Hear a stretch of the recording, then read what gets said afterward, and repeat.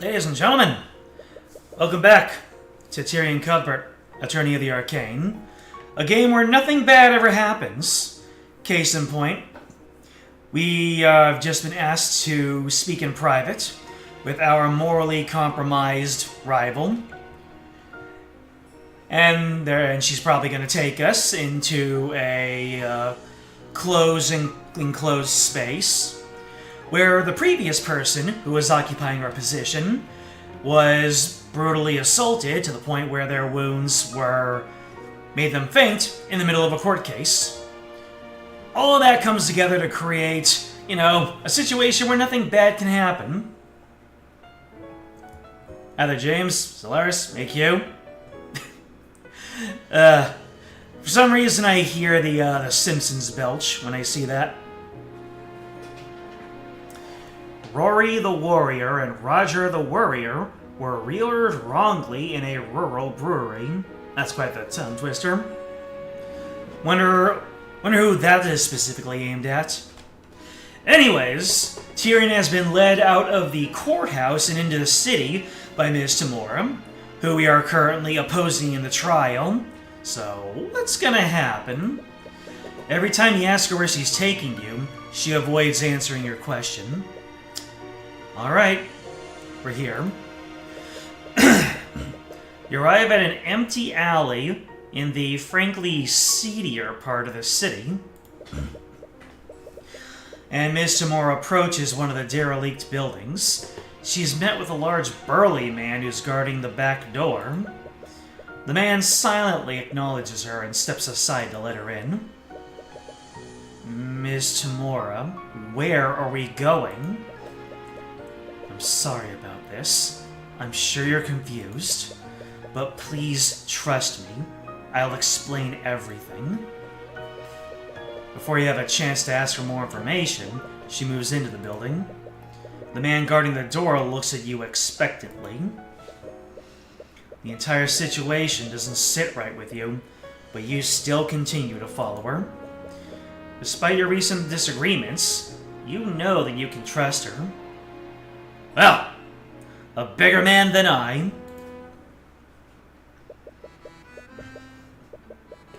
As you head into the building, you find yourself in a surprisingly well-furnished room. From how it looked outside, you would have never guessed that it would look like this. It almost looks like a room that you'd encounter in the Frega Manor. As you enter the room, you spot several mercenaries standing at various points in the room. And most surprisingly, you see Eris standing at the end of the room. Oh boy, how much mask off are we gonna see right now? You give her a confused look, but she simply smiles and waves at you. Oh, she's relishing in this. Sitting at the desk next to her, you see a man with an eye patch. It looks like he's been expecting you. Ah, Tamora. Upon seeing you two, he cordially welcomes Ms. Tamora before turning his attention to you. And you must be Tyrion. Tamora's told me a lot about you. I see. But who are you? I've been called many names over the years, but my favorite has always been the Eye Taker. His name is Eye Taker, and his occupation is a boss. So really, everything he does is like a boss. The Eye Taker? From the sounds of it, you've already heard of me. Miss Tamora, what is this? Maybe these are just preoccupations you have. You thought Tyrion's and Miss Tamora's relationship was kind of like a parent and child. On paper it was, but it really was a teacher apprenticeship. I think Tyrion was a little bit still too attached to his birth mother to really get that that connection going.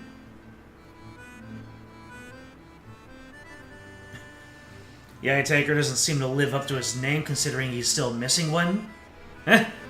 Maybe he lost one as a punishment, in a long time ago, and so he decided to just inflict the same pain on everybody.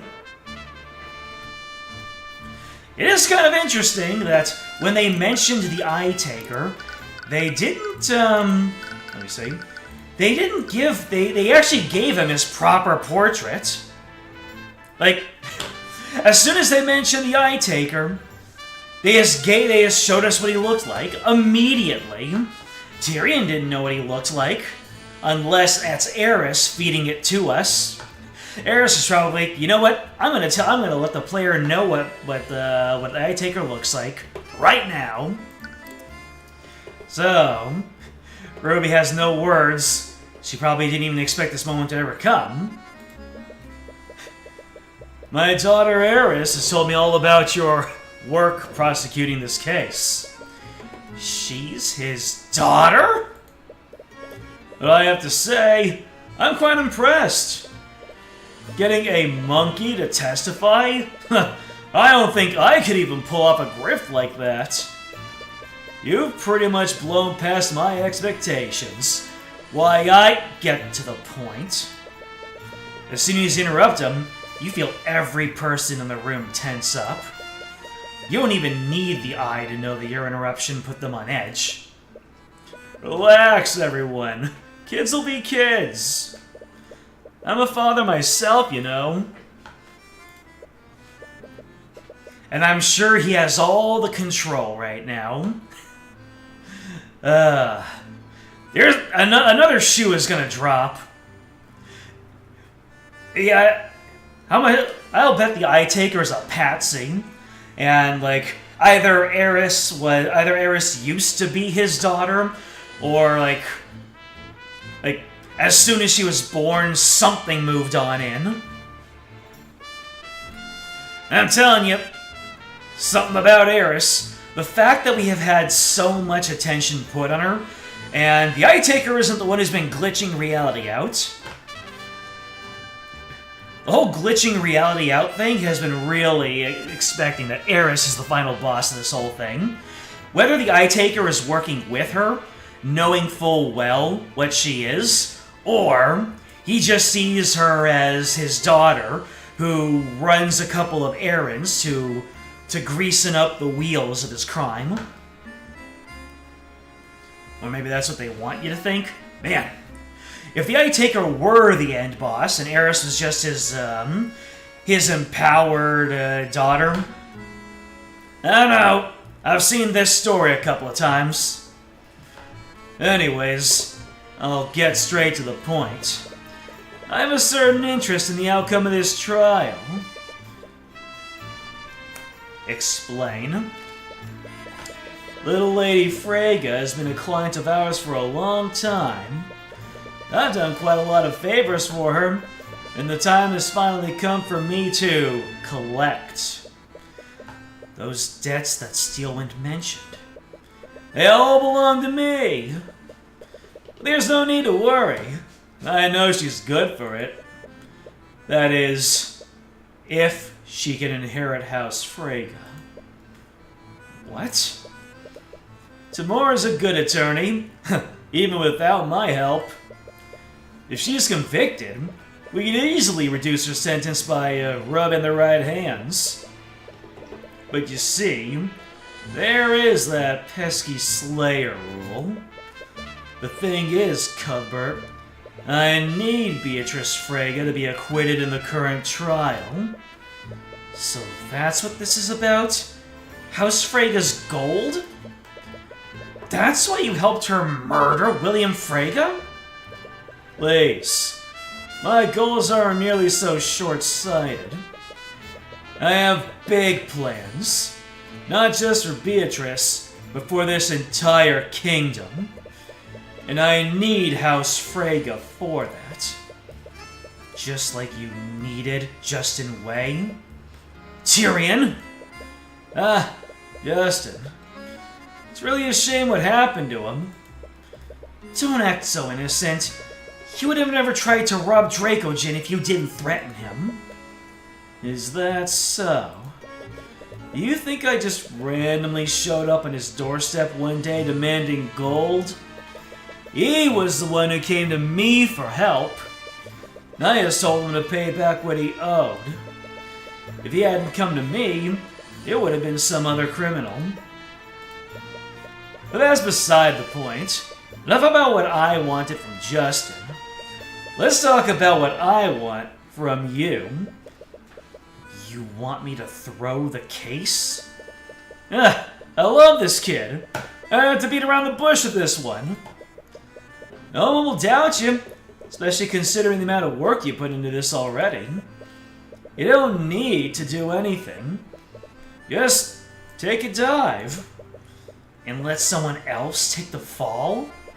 No matter what happens, the court will blame someone for this. If it makes you feel better, I can assign Tamora to defend the old man and his monkey.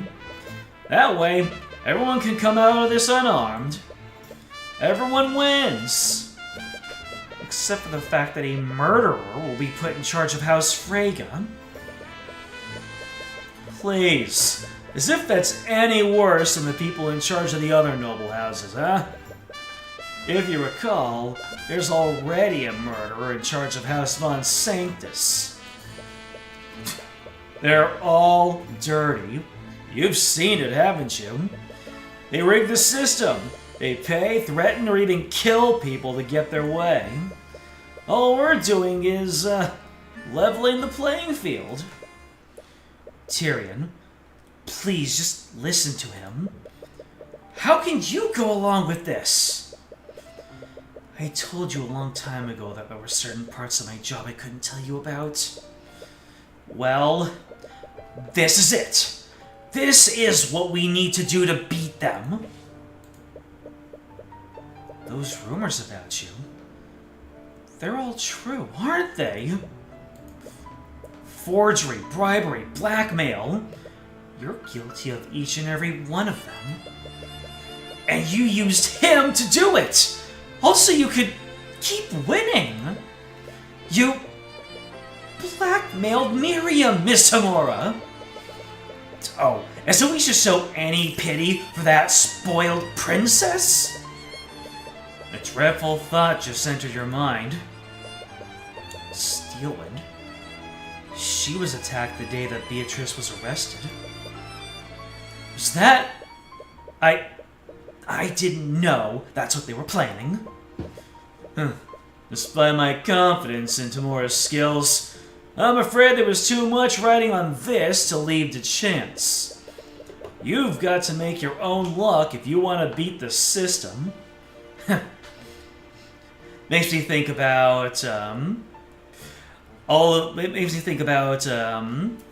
Gathering in Final Fantasy XIV. You're in, whenever you gather, you either mine, you harvest, or you fish. You are just up against a wall of RNG, and all of the skills that you have at your disposal are to tilt the RNG more towards your favor. That's it. You can guarantee some things, but you can only get to like 90% maybe. At the end of the day, the amount of stuff you gather or the fish that you pull up is still up to that, I don't know, 1 to 5% chance that you don't get it. Unless you use the skills that guarantee a duplicate catch. Those are nice. How could you?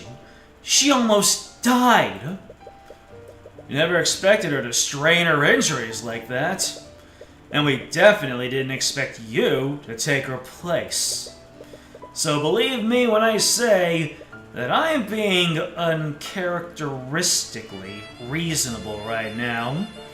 How could you even consider working with someone like him? Don't you think it's a little arrogant to judge her, Cuthbert? What? You talk about defending people as if you two are even close to being equals. But she doesn't have the luxury of looking into people's minds now, does she? You told him about the Eye of Horus?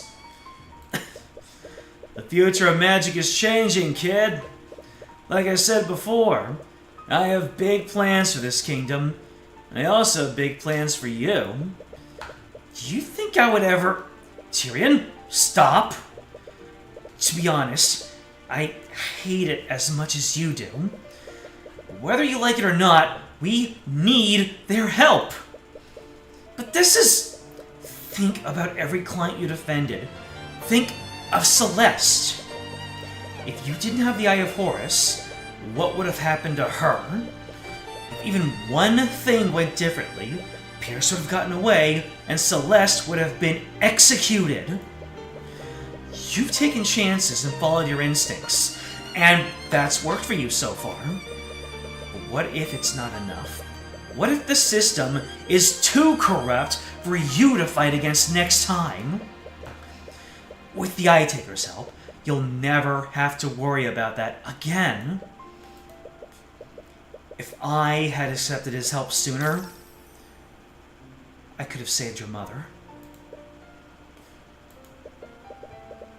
So what's it gonna be, kid? You already know about what happened to that Steelwind brat. So I don't need to tell you what'll happen if you don't play ball. Wait. No. What is gonna happen after I press this button? Nani? Maybe you're right. Maybe I can't always win against nobility unless I play dirty like they do. But this is wrong. Tyrion, I'm not going to compromise my principles. Not even for you, Mr. Mora. I'm sorry to hear you say that, kid. I really am. With one motion of his hand, every mercenary in the room draws their weapons. Please, you don't have to do this. Whatever conviction you had before is slowly fading. You should have never entered this place. You knew something was off. There are about a dozen mercenaries here. There's even more guarding the way out.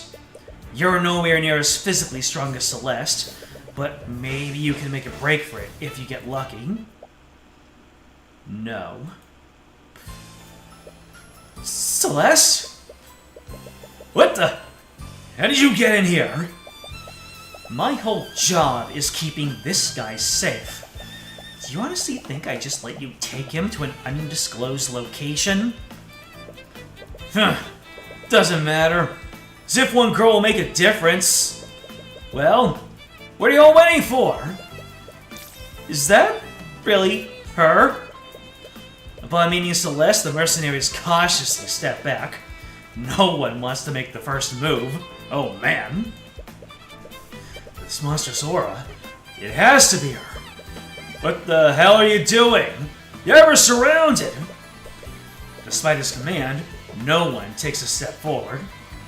Look, let's all just sit down and talk about this rationally. Perhaps a different approach is warranted here, Father. What? Could I have the opportunity to speak with Mr. Cuthbert? I believe I can make him see things our way. Oh dear. Wait, what was I about to say? Hold on a second. What was he about to say? He said, I'm sorry, sweetie, but I can't just... She really just used her powers on her own dad. Or at least who she wants to convince us is her dad. Well, you've never been wrong before. I'll leave them to you, love. Oh no. Celeste is completely in charge of all the mercenaries, but she knows that there's something off about Eris, and now she is not in a position to stop Eris from having this one-on-one. Such a considerate father, of course. No coercion was even needed.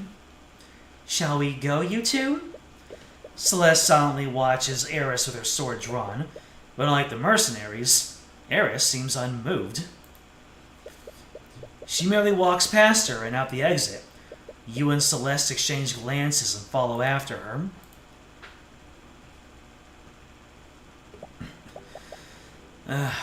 That was close. I don't think I could have fought that whole room while protecting you. Does that mean she could have fought them if she were alone? You two are really courageous to a fault, aren't you? Eris, I appreciate you vouching for us, but I'm not changing my mind about this. Oh, I'm well aware of that. Why do you think I intervened? Oh, well, thank you. Is this really okay? Won't your dad be mad? I should be asking Tyrion that same question. You've seen your adoptive mother's true colors and rejected them. How are the two of you going to move forward? She's not my... Isn't she, though? She lost any right to deny it the moment she took it upon herself to raise you. She only did that because I asked her to. It wasn't her choice. Oh, but it was. How old were you when your real mother was executed? 10 years old? Harris! Back then, you barely knew Tamora. It would be a stretch to even call her a family friend. She was the adult in that situation, and what did she do? She fed your anger and hatred for the nobility, instead of allowing you to process your grief healthily. Oh, damn! She's really twisting it. Tamora took you away from your only friends and isolated you from society. She even homeschooled you, didn't she? That's... As a result, you never formed any other relationships. You made your first close friend at the age of 20, and she was your client. Don't you think that's a bit sad? She isolated you because she wanted to use you. That's not true. That's not why she... From what I've seen today, you clearly have no idea who Tamora is. Even with the Eye of Horus, you're clearly a terrible judge of character. Eris, you're going way too far. To save you from more heartache, let me give you one last piece of advice. Eris leans in really close and begins to whisper into your ear. Do you honestly think Celeste will ever love you? What? I'm sure you understand now. Tamora can only afford to pay her exorbitant salary because of my father. You've already burned that bridge. So, where do you think the Crimson Demon will go when you can't afford her services anymore? Now she's gone straight into gaslighting. Everything about Tamora was dubious, but now they have formed way too close of a bond.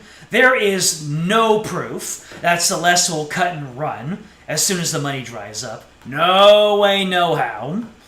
They've done way too many romance manga tropes to not be completely into each other, at the very least.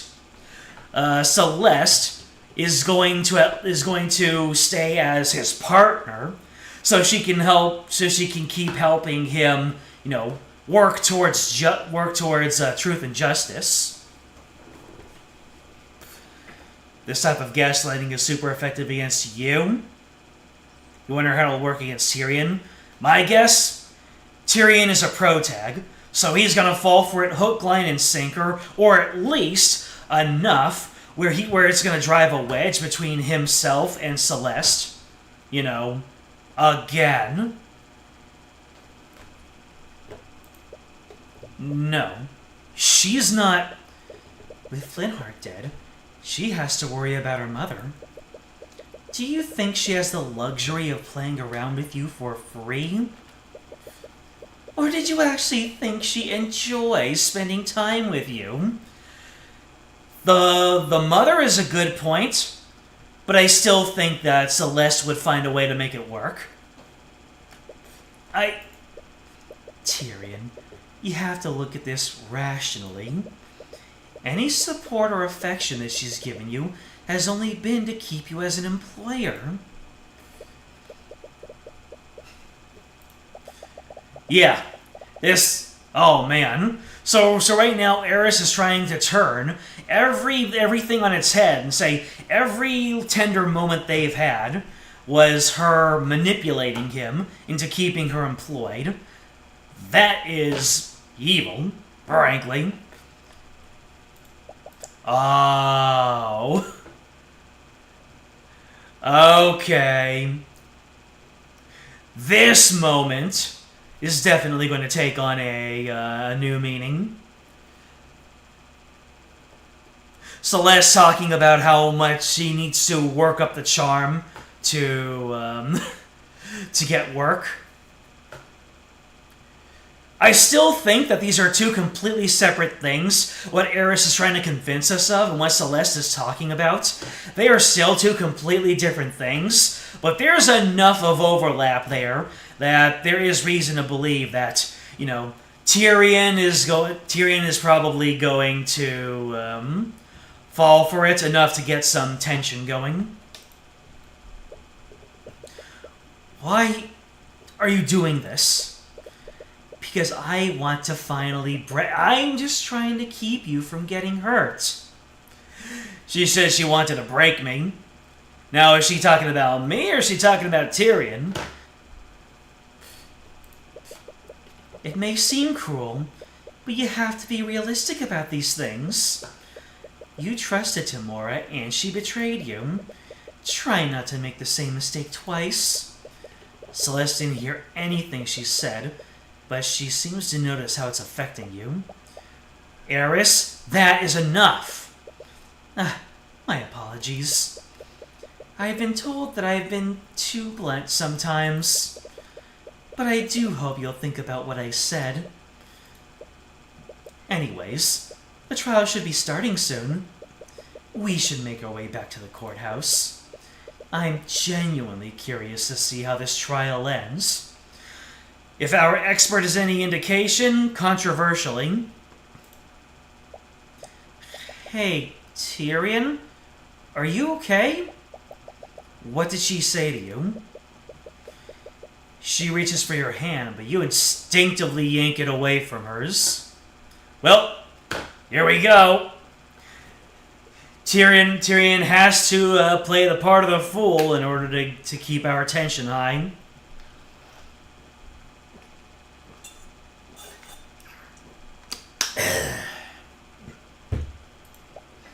Tyrion? Sorry, I didn't mean to. I'm okay. Really? Okay. Is he mad at me? You can think about everything else later. Because, a miscommunication that was just left to fester has worked for you so well in the past, Tyrion. But for now, you know what you need to do. You need to convict Beatrice Frege.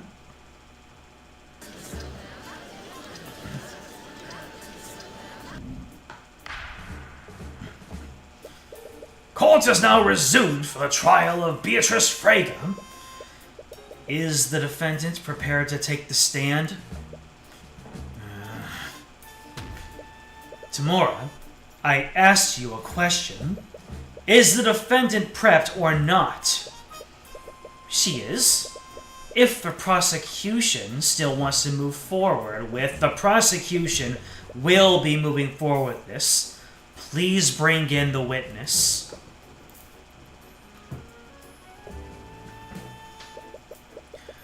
Do you still see it, Celeste? Yeah, it's still there. Should I reveal it now? No. Let's really make a point of it. Wait for my signal. Thank you for agreeing to take the stand, Miss Frege. Mr. Cuthbert. It's my understanding that you were with the two princes for most of the night. Yes, I was. Which is why I'm still quite confused as to why I'm being charged for this crime. Out of everyone here that night, I'd have thought my alibi was the most solid. That remains to be seen. Clearly. Anyways, since you still maintain your innocence, you'll have no problem going into detail about your supposed alibi.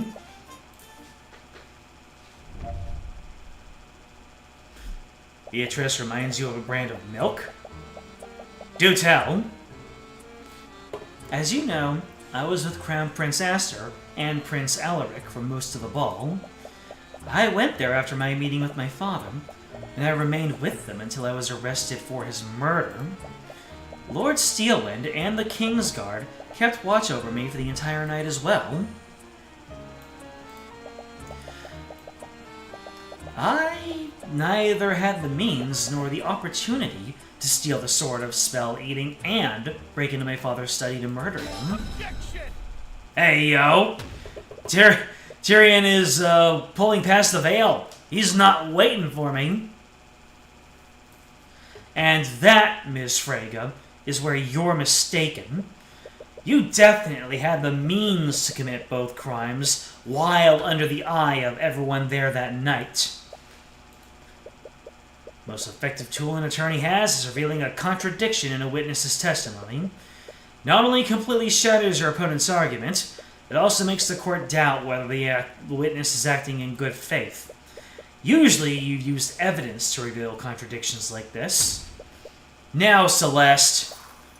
Aburio! Wait, what are you doing? Whoa, that's not a bat! Your Honor, the witness's testimony is clearly... Oh my god! What the hell is that thing? Tyrion, get behind me. A monster! It's a monster! Someone call the Inquisition! The Kingsguard! Anyone! Your Honor, can you please restore order? Oh shoot! The judge just said, I'm out! I am out! The old man fled out the back door the moment he saw me. He can talk? It's a demon! It must be! It's just like the legends say. Can we all just calm down? It takes a while before you can get everyone in the room to settle down. Eventually, it was clear that the demon wasn't intent on harming anyone. At least not yet. The court ordered extra guards just in case, and you're eventually able to bring everyone back to the courtroom. Mr. Cuthbert, what is the meaning of this? Sorry, I didn't know it was... Actually, what are you? Are you a demon? Why, yes. I am a demon. Demons actually exist? I thought they were only a legend. Your Honor, not only do demons exist, the defendant has made one into her familiar.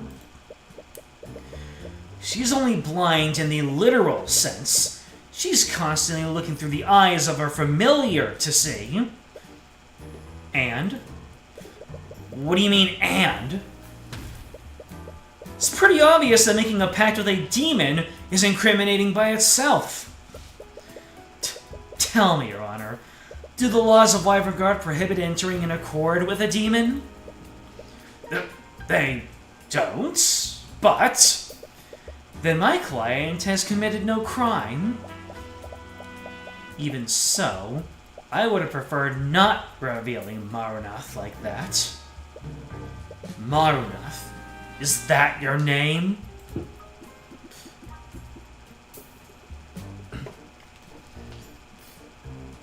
Oh, Beatrice is a brand of milk. That makes sense then.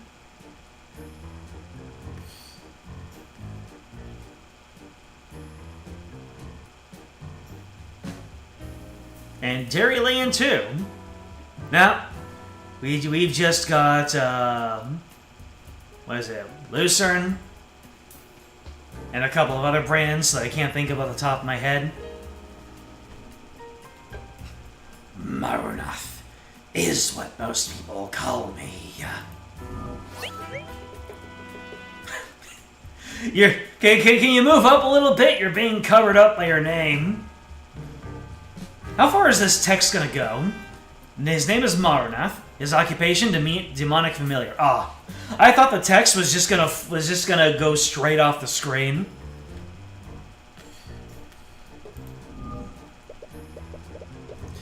I suppose you have a point, Tamora. Having a demon as your familiar isn't technically illegal.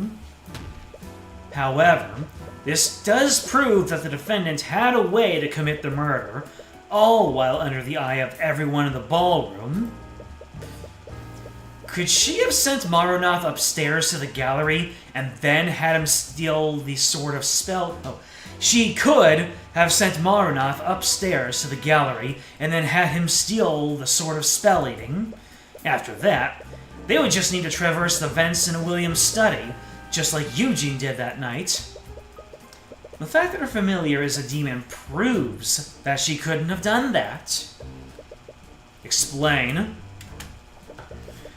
You saw how everyone reacted when they saw Marunath's form. A monkey may have raised some eyebrows, but someone surely would have reported Marunath if they saw him. Tamora, your client is a master of illusion magic. Can I assume that we find invisibility in her spell compendium? You might. And with the connection granted by familial bond, she could have cast a spell on him regardless of where each of them was. I'll admit that my client does know how to cast invisibility. But your theory raises another question. Could my client continue casting it unnoticed? Continue casting it? You'll understand once I go over the order of events that night. At an unknown time, someone stole the Sword of Spell Eating from the Heraldson Gallery.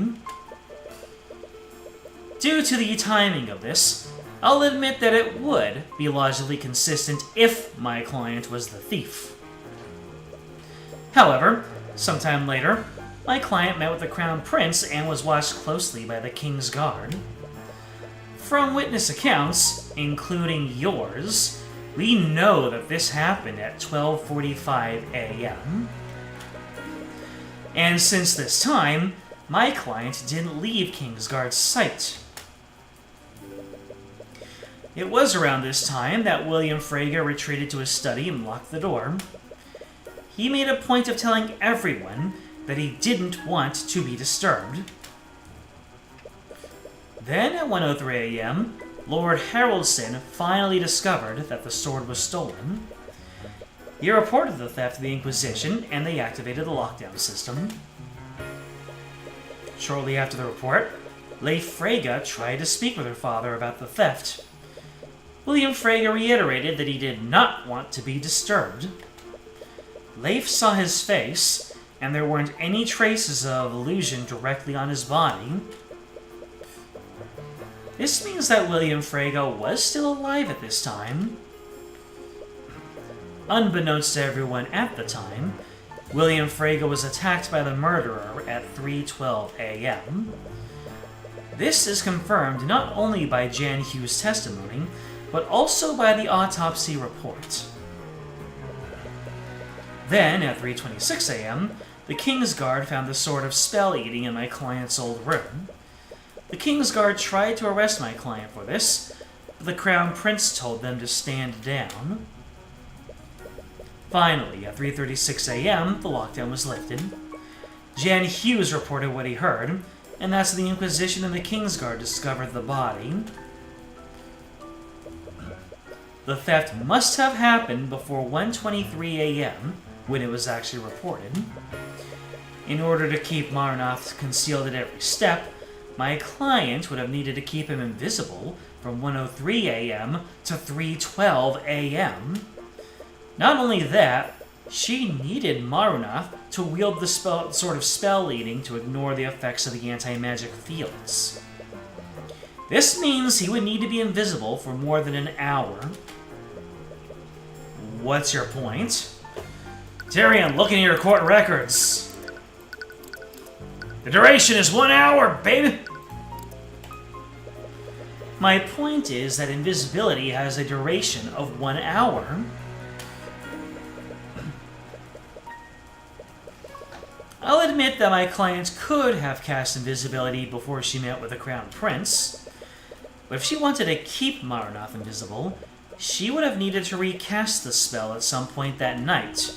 And as you know, my client couldn't have done so during the night without the Kingsguard noticing it.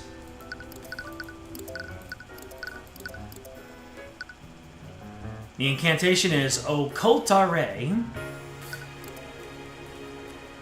When she claps her hand, is that her reapplying the spell?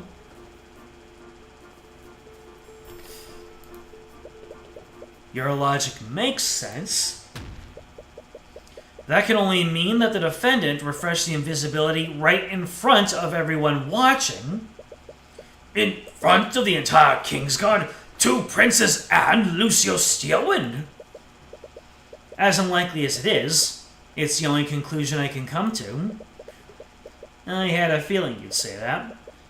Which is why we have a witness who can confirm that Beatrice didn't perform any magic that night. A witness? Your Honor, the defense would like to call Prince Alaric to the stand.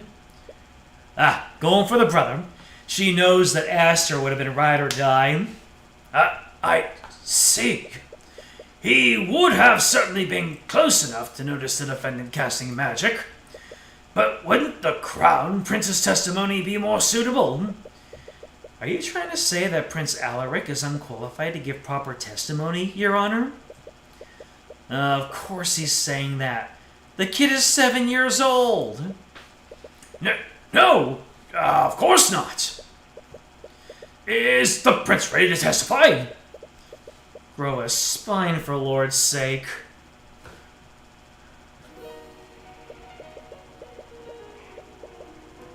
Thank you for coming in, Prince Alaric. Could you please hold your tongue, knave? You will speak when you are spoken to. Oh, God, he sounds exactly like Miriam when we first met her. Honestly, he behaves exactly how you'd expect a prince of this rotten kingdom to act. Aster's the odd one out in this situation.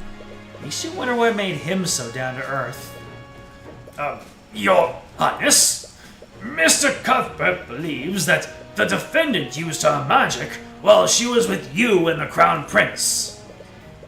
I already gave my statement to the instigators.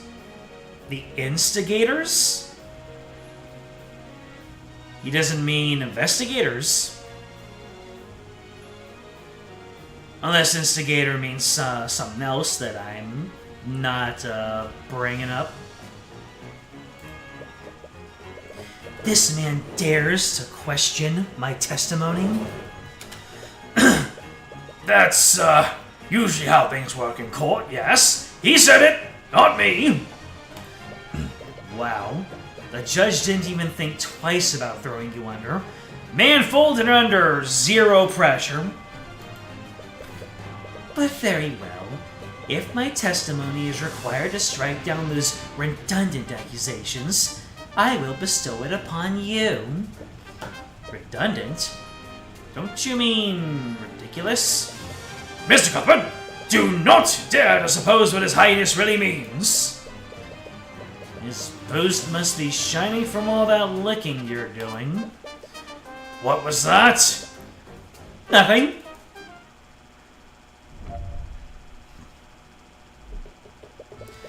You think Lady Freyga cast magic right in front of me? Don't be a serf. She was under the careful watch of the Kingsguard, my brother, and Lord Steelwind. We conversed for the whole night, and I didn't see her cast any magic. She's been through so much over the last few years, all because of her horrid father. She'd never do something like this. You and Lady Steelwind are just jealous. I meant to say father. He's trying to use big words. It's adorable. You've got that right. He seems really convinced that he didn't see anything. You doubt that he's intentionally lying. Celeste, usually when you cast Detect Magic, I can see magical energies overlaying your eyes. Yeah, there's always a physical magical effect on a target when I cast a spell. But Maronath was probably in another room. The Kingsguard wouldn't see the initial magical effect of invisibility. Even if there wasn't an invisible effect in that room, she would still need to say the incantation and perform the gesture with her hands. Right. Like how you shout Repario Arcanum every time you scan a crime scene. I don't shout it. Anyways, she must have done the incantation and gesture at some point during the night. Did she ever get an opportunity to conceal herself to do so?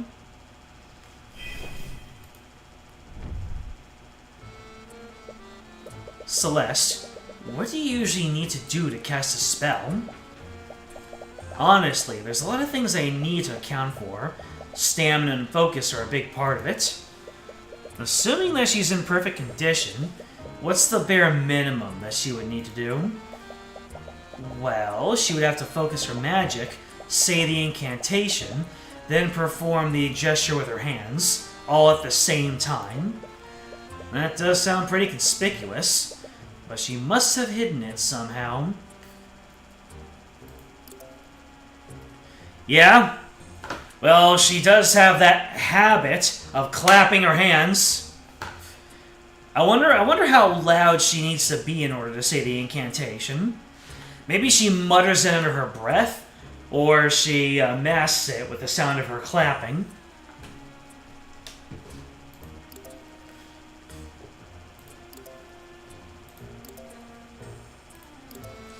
Alright, tell me more about the father. You're clearly sympathetic to her situation, but you must have only been a toddler when she left 5 years ago. My brother spoke of her a lot. He told me all about her. I could tell from his face. He was really sad that she ran away. Even if it's not romantic, Aster clearly cares about her a lot. Prosecutor must have complicated feelings about that.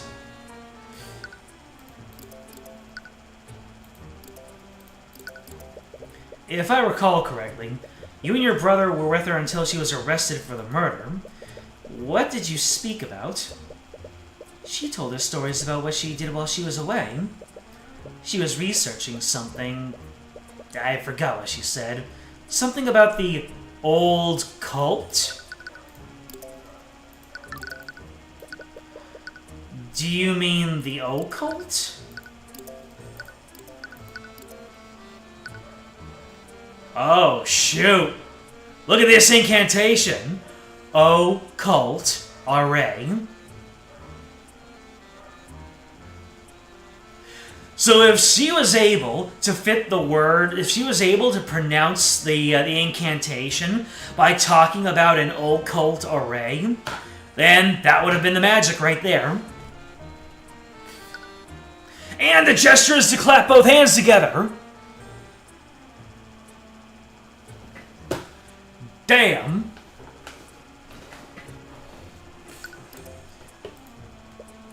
Yes, that's it. She was researching ghosts and demons.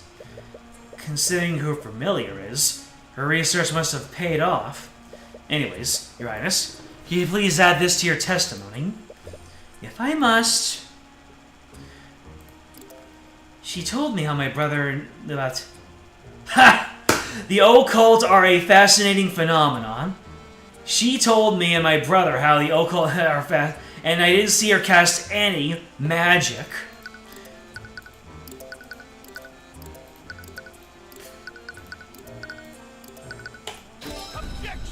Objection! To cast a spell, a mage needs to speak an incantation, but there's nothing that says you can't say anything before or after it. Your Highness, according to your testimony, the defendant told you that the occult are a fascinating phenomena. Is that exactly what she said, word for word?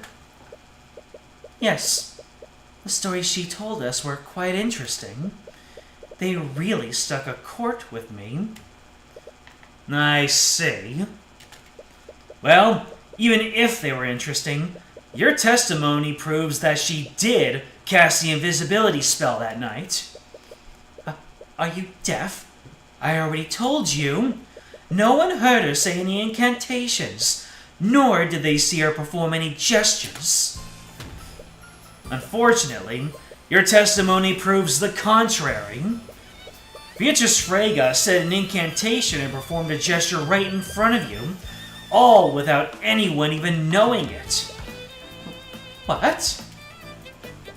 Your Highness, there are two components required to cast invisibility.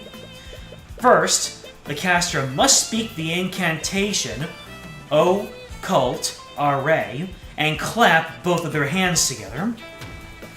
And as I'm sure you've noticed, the defendant has a habit of clapping both her hands to calm herself. Now that I think about it, that habit must come from constantly casting the spell. The defendant requires Marunath to see, so she must constantly cast invisibility to keep him invisible. Cuthbert, you may have an explanation for how she hid the gesture, but she would still need to speak the incantation. However, she did speak the incantation. The witness's testimony proves it. What are you talking about? I never said she spoke any incantation. Your Highness, the incantation for invisibility is occult array. Now recall what you said in your testimony. Oh my god, how could I miss this? She said, the occult array fastening phenomena. The pronunciation of that one phrase is identical to the incantation. I see. So she hid the incantation in her conversation. And because her target was a creature that was outside of the ballroom, no one saw the magical effects. This means that Marunath had the means to murder William Frege, just as Eugene did. Having the means is completely different from actually having done it, Cuthbert. Very few people have the ability to shatter the display case to steal a sort of spell eating. Even fewer people had a familiar small enough to traverse the vents. Which also makes Harrelson's familiar an equally likely suspect. And unlike my client's familiar, he admitted to breaking into William's study that night. If your client's familiar is truly innocent, then why not have him testify before the court? Bring in all the little critters! I see. Well, it's not as if there's the first unprecedented witness we've had today. Is Marunath willing to testify, Miss Tamora? You see Tamora deliberating with Beatrice and Marunath. You can't hear what they're saying, but they're clearly in disagreement with each other. Marunath, in particular, seems to be the most vocal about his displeasure. Your Honor, unfortunately, Marunath is unwilling to testify. Why the change of heart? My client's familiar may be a demon, but he is afforded the same rights as any other person. He is not obligated to testify. You look at Marunath, and he's grinding his very sharp teeth together. For some reason, he appears to be looking at you with intense hatred.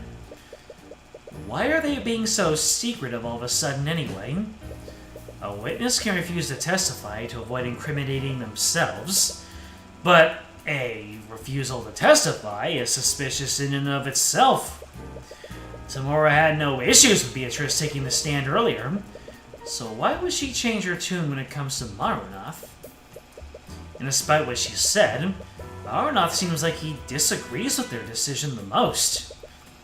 Is it possible that he's the weakest link of the three of them? If so, he might be the key to implicating them. And according to the legends, demons take great pride in their ability to deceive and corrupt people. You wonder. I see. Marunoth is well within his rights to refuse, if that's what he truly wants. It is. Well, I suppose it's for the best. I doubt he'd be able to corroborate your story at all. Marunoth grinds his teeth together. Sounds like metal grinding on metal. Considering his diminutive figure, I don't blame him for being a coward. Mr. Cuthbert, could you please refrain from provoking the literal demon? Oh, it's fine, Your Honor. He can't do anything without his master's word. And between him and the defendant, it's clear that Beatrice is the brains of the operation. You shut your filthy celestial mouth! Up! Whoosh! Ring! Look what I caught! Marunoth, what are you doing? I will not stand here and be insulted by a bloody heavensborn.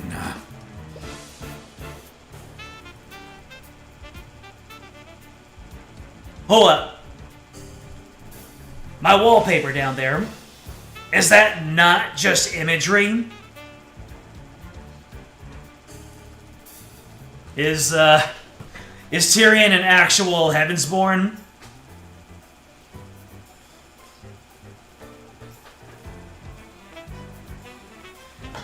I don't know. What's a heavensborn with you? I am still within my contract, and I will not flee from the likes of him. You want my testimony? I'll give you my goddamn testimony! I don't think we're meant to know what a heavensborn is right now. Your Honor, my client does not consent to having her familiar testify. Tamora, didn't you say earlier that Marunoth is afforded the same rights as any person? He has a right to refuse to testify, but only he can decide it if he wants to exercise it. And he's clearly intent on giving it. So, Marunoth, why don't you testify about what you were doing on the night of the murder? Gladly.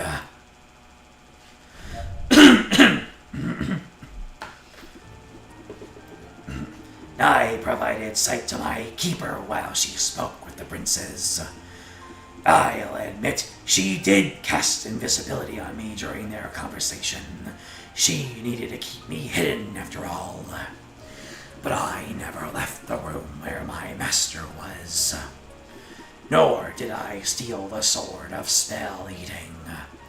You have nothing on me, Heavensborn. You don't even have proof that I entered William Frega's study. Do you honestly expect us to take your word for it? Or do you have any evidence to support your alibi? I only speak the truth, Heavensborn. There were mages other than my keeper that could have stolen the sword. And by your own admission, none of your witnesses saw me on the night of the murder.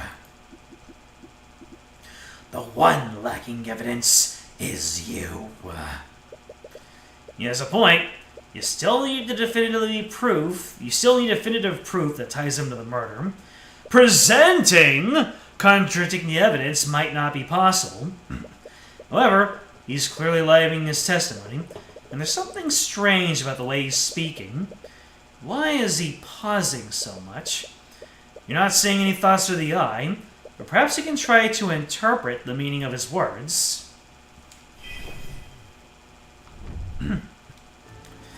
Alright, he appears to be pausing a whole lot.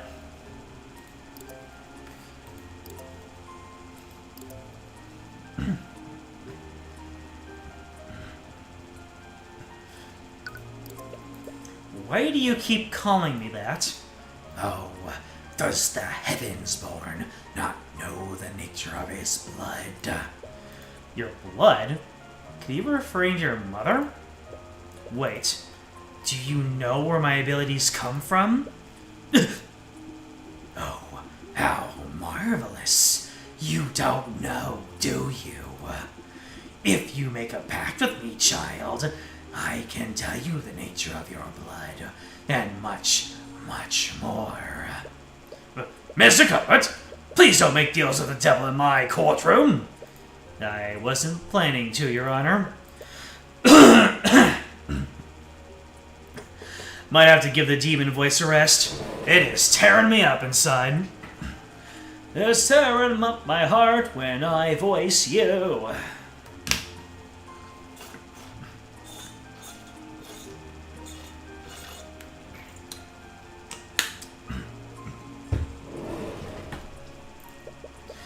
You could also just be trying to distract him.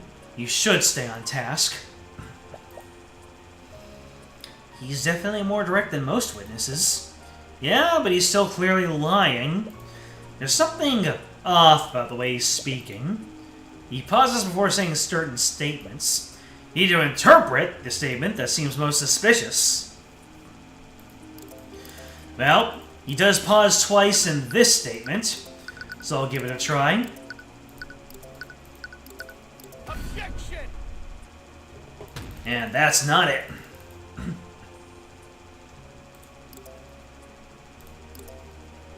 You never left the room where his master was. Then how did nobody ever see him? Objection! He keeps taking pauses before certain statements, but not all of them. More importantly, his word choice was different. Did he slip up? Marunath, it looks like you misspoke and used the wrong word. Nani? Through most of your testimony, you referred to Beatrice Strega as your... You know, I did notice that. I just didn't think to connect it to making that the interpretation. Music from the early 2000s is considered vintage now. Yep, yeah, it is. And the nostalgia critic is now nostalgic in and of himself.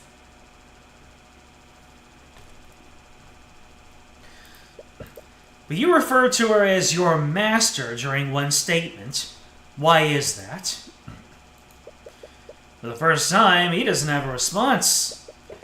So I'll ask you again. Did you leave the ballroom that night?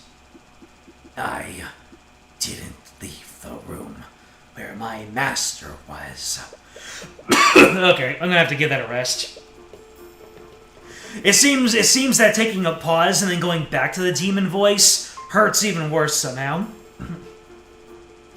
He's using the word master again, even though you pointed it out. Why isn't he correcting it? Hold up.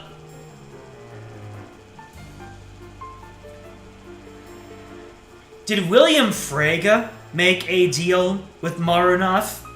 And he's not, and then he became Beatrice's familiar?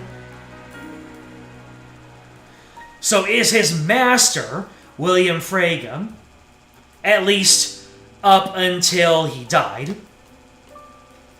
I mean, if William made a deal with, if Marunath made a deal with William, and does that keep him from being someone else's familiar?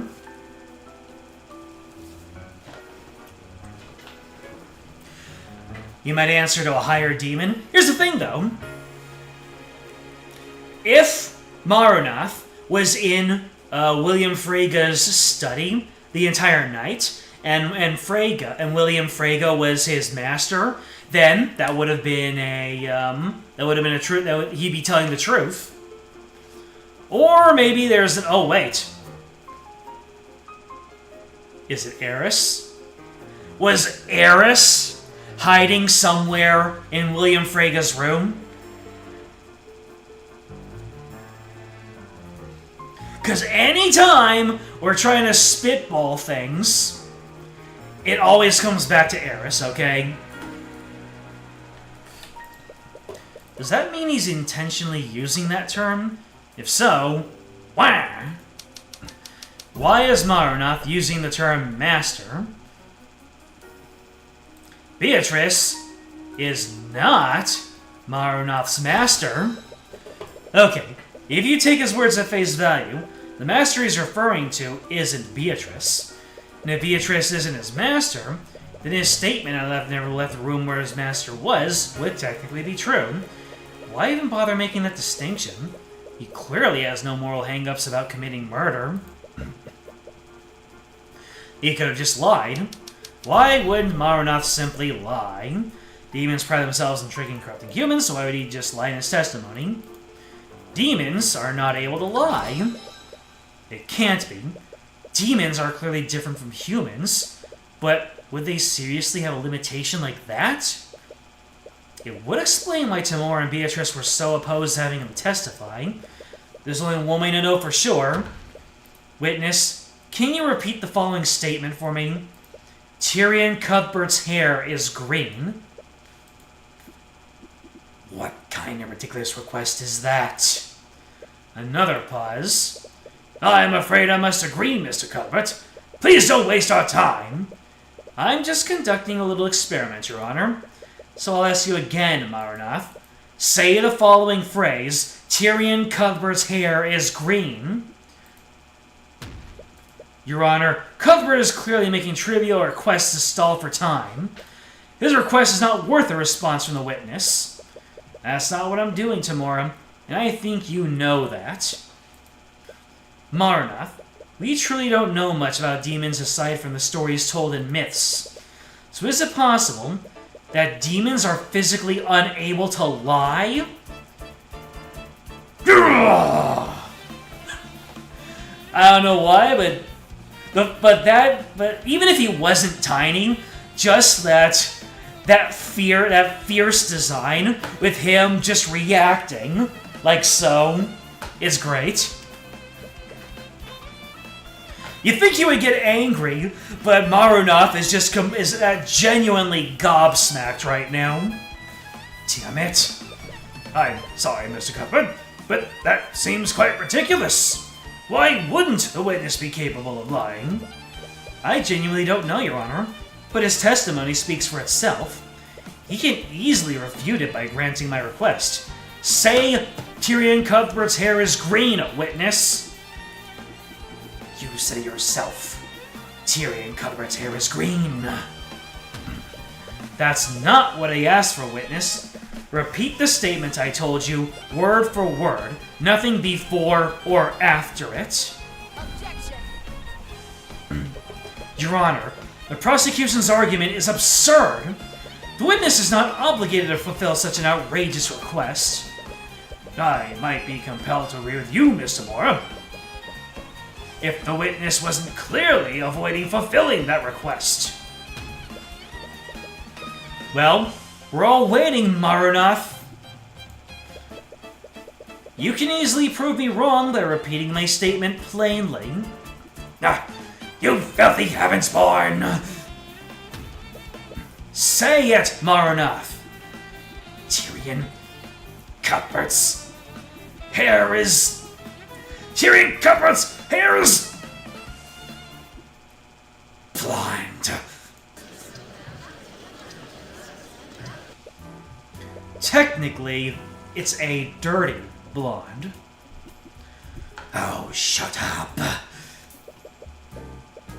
Is Mr. Cuthbert correct? Marunoth, are you actually unable to lie? I think his silence speaks for itself, Your Honor. Remarkable. I never would have imagined. Now with that, proving my case becomes a much simpler matter. Marunoth, did you murder William Frege? I'm sure you understand, witness. Under these circumstances, staying silent is basically an admission of guilt. You have no reason to stay quiet, Marunoth. Tell him the truth.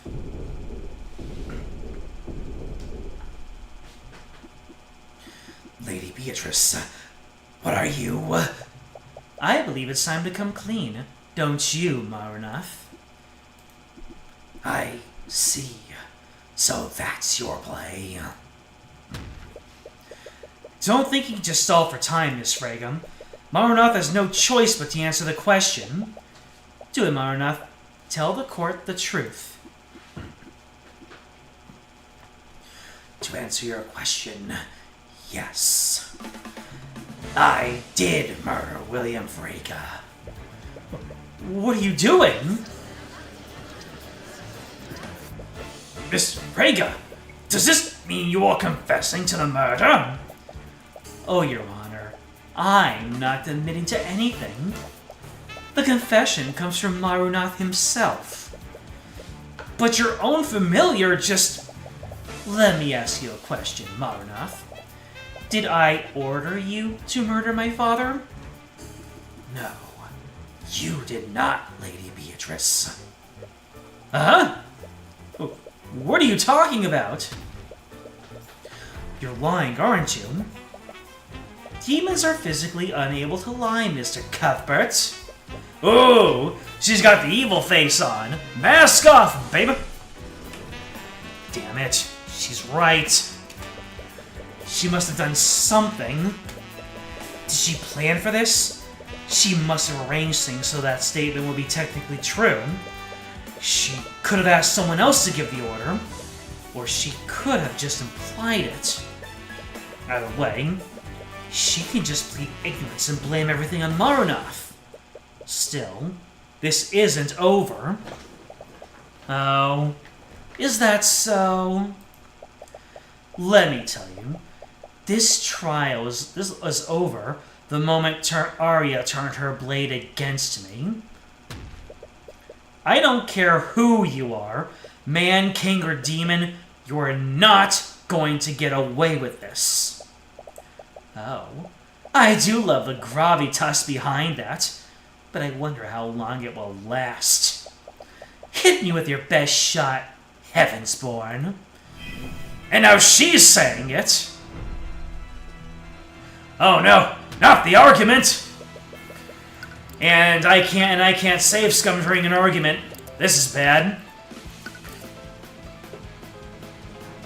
Beatrice Frege, you may not have technically ordered your father's murder, but you were clearly acting with malice.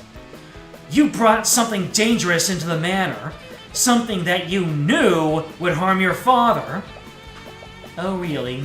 And what would that be? I didn't bring anything dangerous into Frege Manor. What was so dangerous that it implies lethal intent?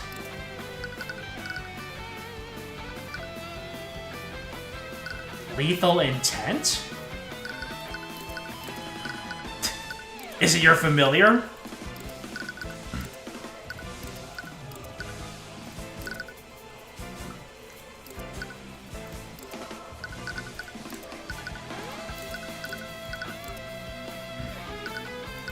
I'm guessing it's her familiar.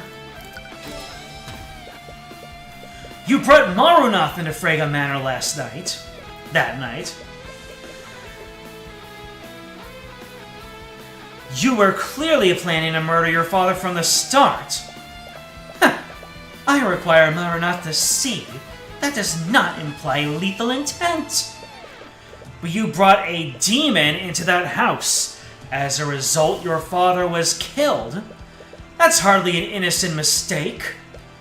My client specifically asked her father if familiars were allowed. We even received a written legal document confirmation beforehand. But he couldn't have possibly expected her to bring in a demon. He didn't specify not to do this. The presence of Marunath did not break any of his rules, nor any laws made by the kingdom. Right you are, Tamora. I can hardly be blamed for my familiar acts without my knowledge. How can you be blameless in Marunath's actions? He's your familiar. By that same logic, shouldn't we also blame Lord Haraldson for the actions of his pet monkey? If I recall, he broke into the study, tampered with a crime scene, and then left my father's body without reporting it. That's... Marunath and Eugene are intelligent and sentient creatures. They have their own autonomy. Their keepers aren't legally responsible for their actions. Damn it. She's playing devil's advocate. But you suppose that's fitting for her. But you still cast invisibility to keep Marunath hidden that night. Mr. Cuthbert, I always cast invisibility on Marunath. I can't very well let people see him. Face it, Mr. Cuthbert. You have nothing on me. I did not commit any crimes during the Lord's Ball. Every crime related to the murder was committed by Marunath. Okay. What crime did you commit?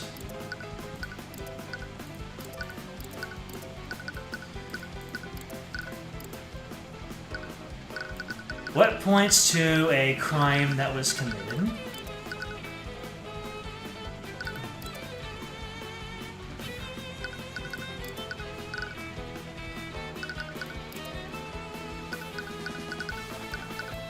Was it the sort of spell eating? Did she do something to it? Someone used a powerful spell to completely shatter the magically protected glass that was containing it. What is the...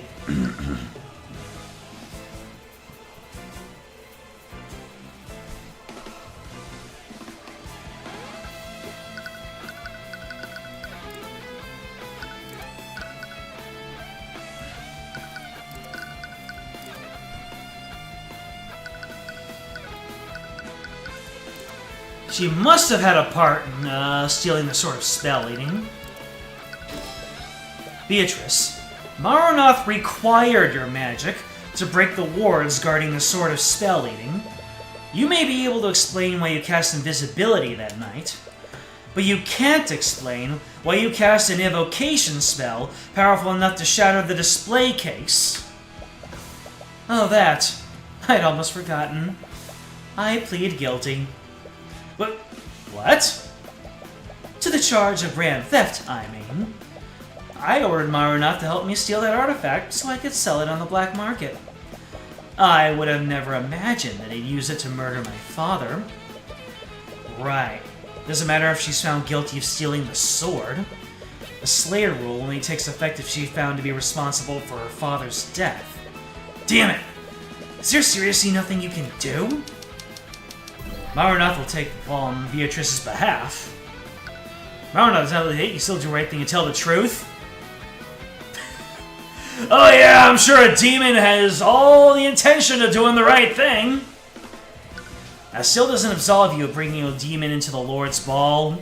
Nah, we've already gone over this. Marunath, the sentence for first-degree murder is death. Are you willing to die for your keeper's crimes? You think appealing would work? Definitely.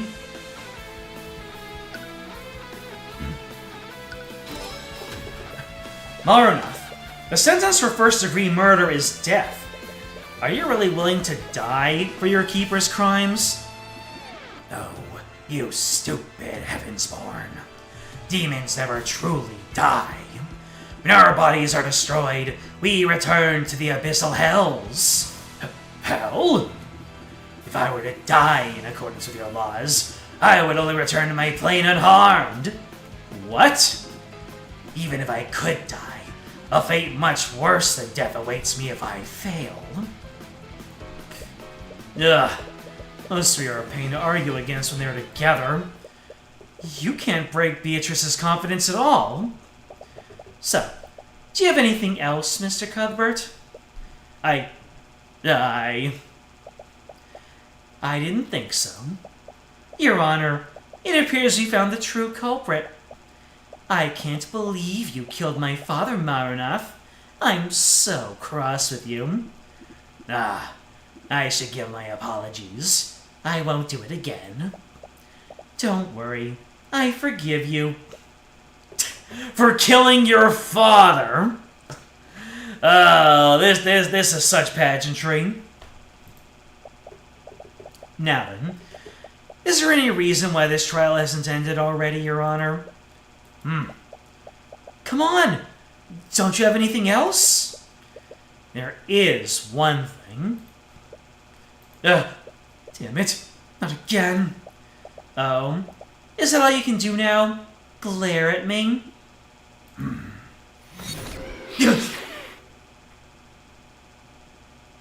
What? Marunath, what did you just do? I've been watching him.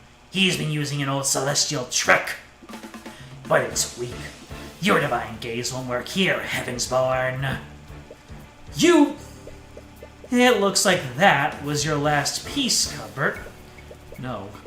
This can't be how it ends. Not after you've come this far. He tried using the empowered eye, and he was like, no, you. Ping! What is it that you like to say in these situations?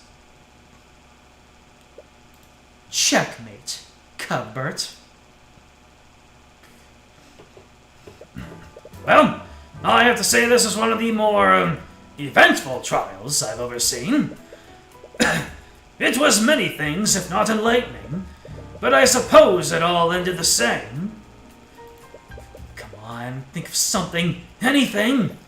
While I find the defendant's actions quite suspect, I must agree with their argument. Aside from the theft of Lord Harrelson's exhibit, none of Miss Freya's actions that night are illegal under the Wyvern God law. I just realized. This might be why the ending of this trial is so controversial. If this is the end. And there's no proof that the defendant is responsible for Familiar's actions. With these revelations, I see no room for debate. We will be taking a brief recess. I will announce my verdict once we resume. Is this seriously how it's going to end? After everything you've gone through to get here? Oh, it's not why. Also, hello, Moderator. The world is bleak, merciless, and unforgiving. But I've seen you. I know how bright the light within you is. Use my eyes. Peer beyond the divine gate as I once did. Marunoth called you a Heavensborn, and your mother told you that there's a light within you.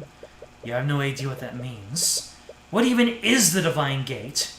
Why do you have the Eye of Horus? Why are you able to read people's minds?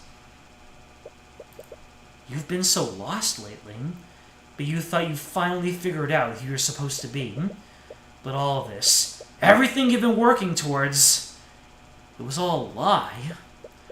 You spent your whole life trying to be like Ms. Tamora. But is she even like her? No. She just wanted to raise you into a tool for the Eye Taker. She was never your guardian. She was never your mother. Your real mother died years ago. Was yours right? Is everyone in your life just trying to use you? Looking back on it, you've had no idea what to do with yourself since your mother died. You've just been making mistake after mistake. Leaving Oranax, trusting Tamora, becoming an attorney. You've always just done as you're told. You never once made a path for yourself. But you saved Celeste, and Wallace, and Dracogen, all when no one else would stand up for them. Hello? Is this the same dynamic, video message that, that Goro got in Dark Cloud? Was helping them a mistake? You're very predictable, son. You fought for a dream that doesn't exist. That doesn't mean that you can't make it real. It's true that you followed Tamora's lead, but you've always done what you thought was right above anything else. You wouldn't have stood up to that criminal if you truly didn't know right from wrong. And you wouldn't be standing here if you'd just done as you were told. What do I do? I'm not going to tell you that. You already know the answer. You've always known the answer. You take a deep breath and relax your thoughts. How do you prove that Beatrice or Marunoth? Situations can seem hopeless sometimes, but there's always a way to win in the end. What was that? A single close bracket?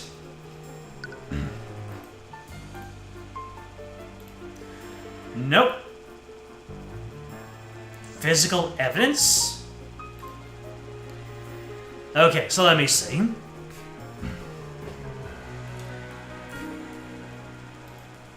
Use physical evidence that connects Beatrice and Maronoth?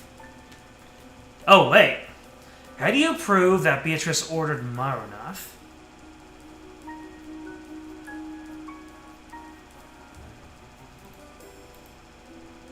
Tell a lie that kills Beatrice and Maronoth. Let me see.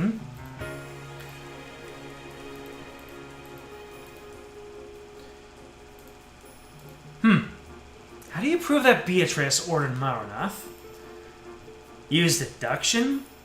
Use physical evidence? Well, that connects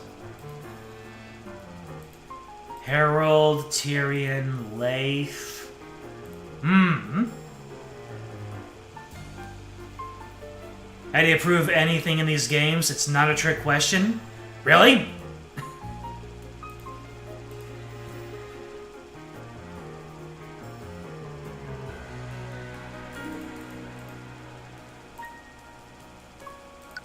No. Unless I prove one fact. Beatrice ordered Maronoth to kill her father. Okay. Testimony wouldn't be enough. Okay. That connects. Use physical evidence. That connects.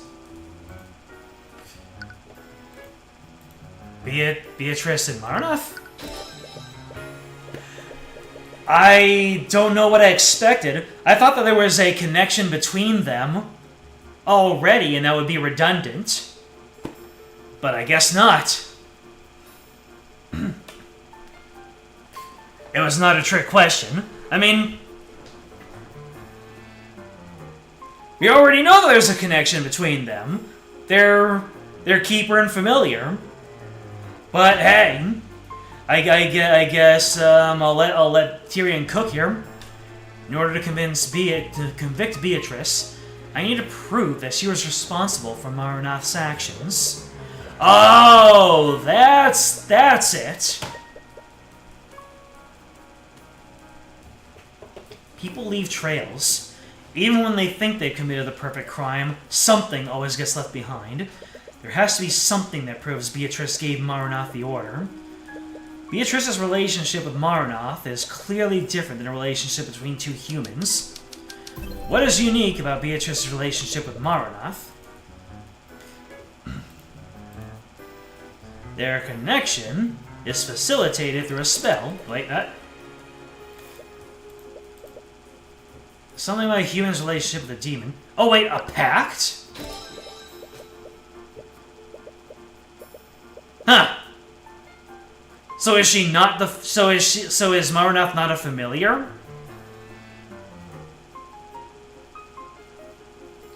There's a specific way the relationship works, or their pact as Maronoth calls it.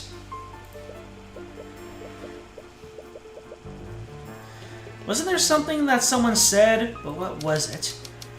Who told you something about demonic pacts?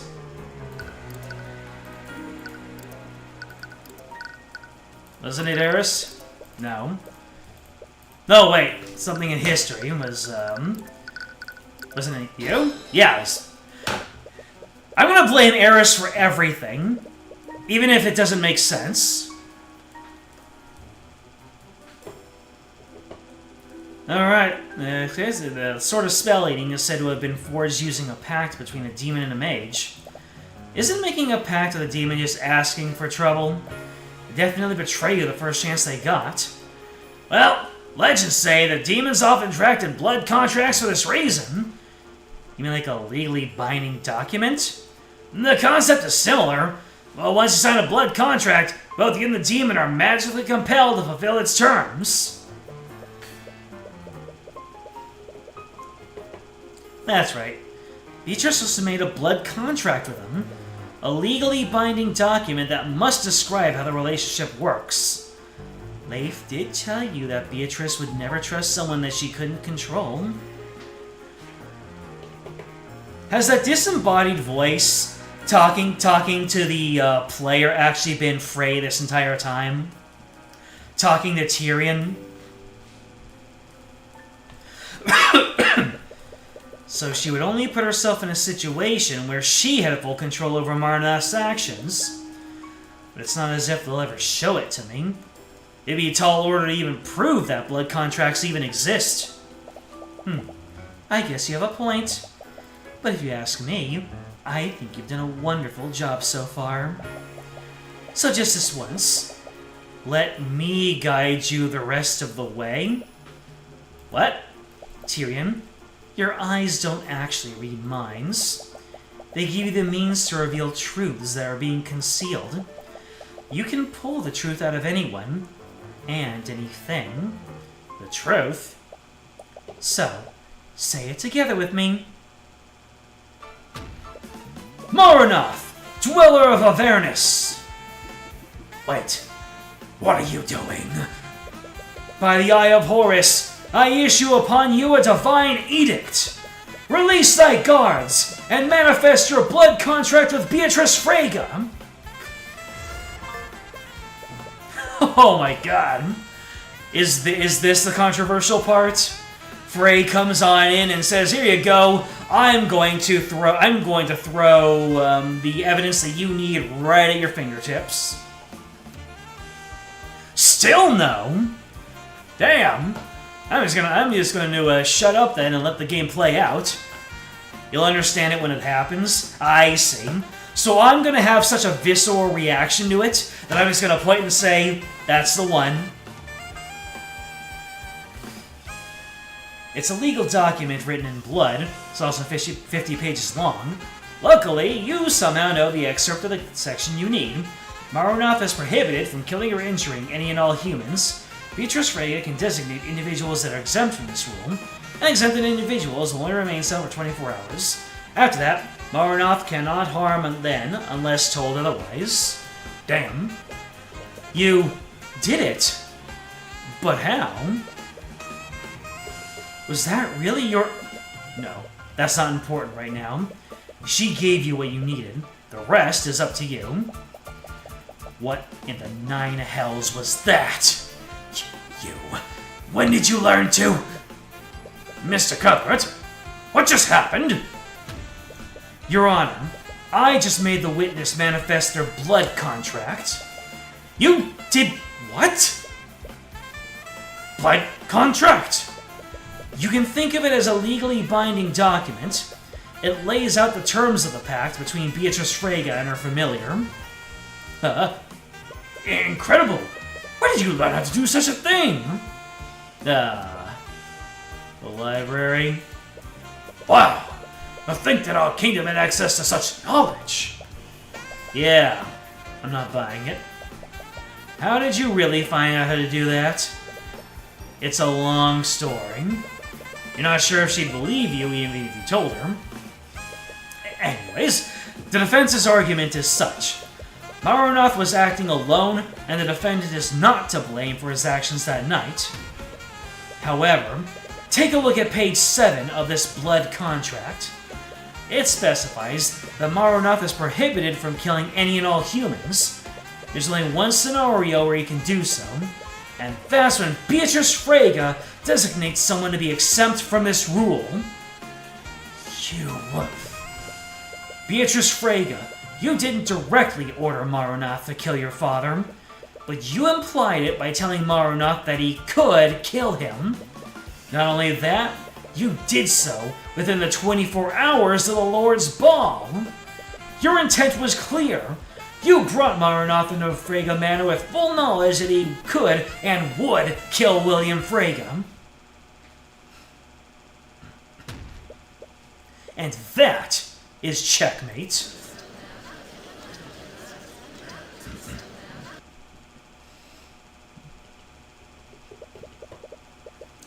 And just when I thought the surprises were over. But in the end, we arrived at the truth.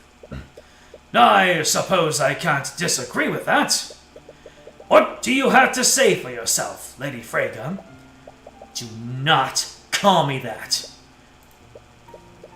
It's almost funny that you hate your name that much. Your entire plan depended on your claim to the Freyga estate. Do you have any idea what you've just cost me? Everything has been ruined because of you! Why should I care? You're just another noble, trying to steal power for yourself. Don't you dare lump me together with those tyrants! We wouldn't have just liberated House Freyga, we would have liberated everyone. Miriam, Leif, Arya, even Aster. Our system is broken! The only way we can fix it is by burning it down from the inside. As long as King Olivier sits on the throne, this suffering will only continue. Lady Freyga? As the prosecutor, I should warn you, you don't want to add treason to your list of crimes. Even though you'd like to see the king ousted as much as she does. It doesn't matter. I'm done either way. Heavensborn, look at page 46 of the blood contract. By accepting this pact, Beatrice Freyga forever binds her soul to the abyssal hells. If Beatrice Freyga fails to pay her debt by claiming House Freyga and all of its assets, her soul, her mind, and her life will be claimed by the Empress of Discord. And I wonder who that is! I'm calling it right now! The contract goes on to name several parts of House Freyga's holdings. There's very little room for ambiguity.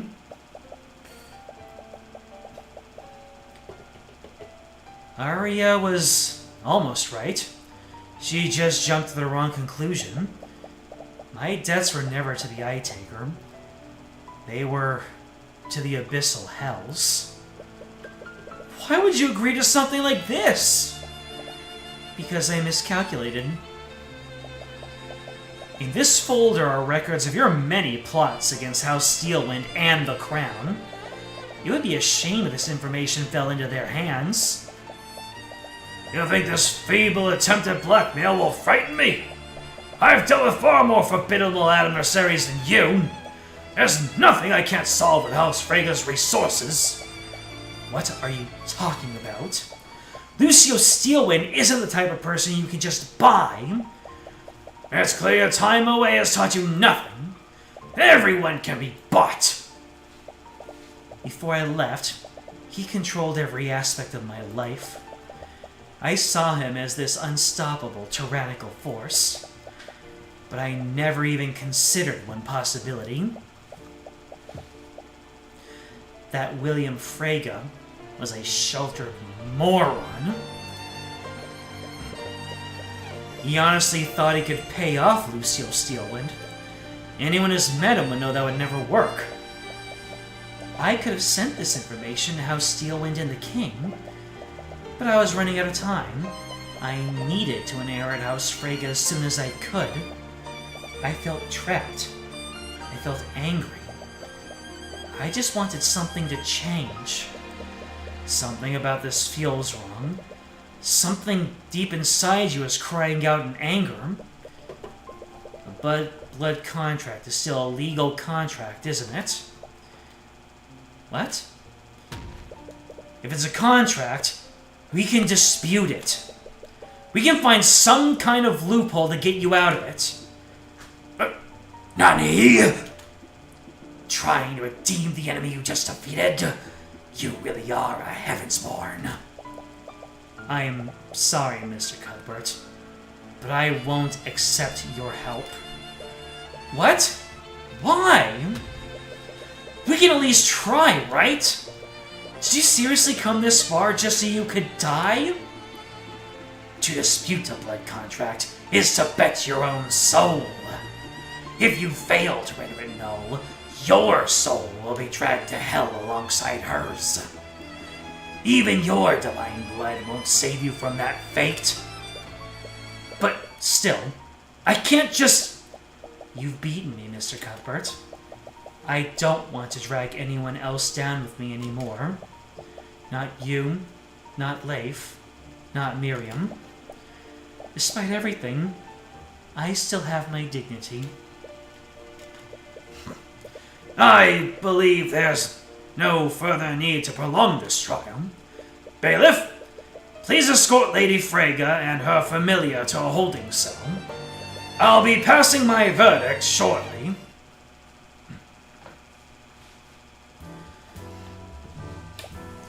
Hey, are you okay? Yeah, as okay as I can be. You still feel uneasy about how things turned out. Doesn't quite feel like the victory you were hoping for. You fought against the demons, and you can't help but feel like you lost. Cuthbert, we need to talk. What's done is done, but the boss isn't going to take kindly to what you've done today. I know it's a long shot, but maybe if you talk to him, he'll know. Cuthbert, this is serious. He's going to send people after you. Dangerous people. You can't just ignore this. How old were you when your real mother was executed? 10 years old? Tamora was the adult in that situation. What did she do? She fed your anger and hatred for the nobility. She took you away. You never formed any relationships. She isolated you because she wanted to use you. Please just listen to me and shut up. Tyrion? Damn!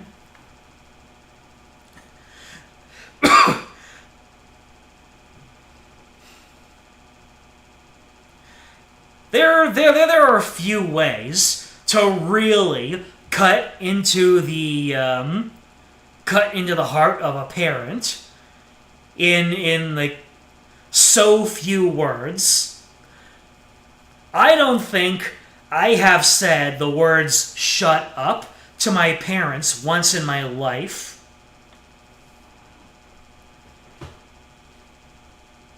Then again, my relationship with my parents is very much on the higher end of things. So...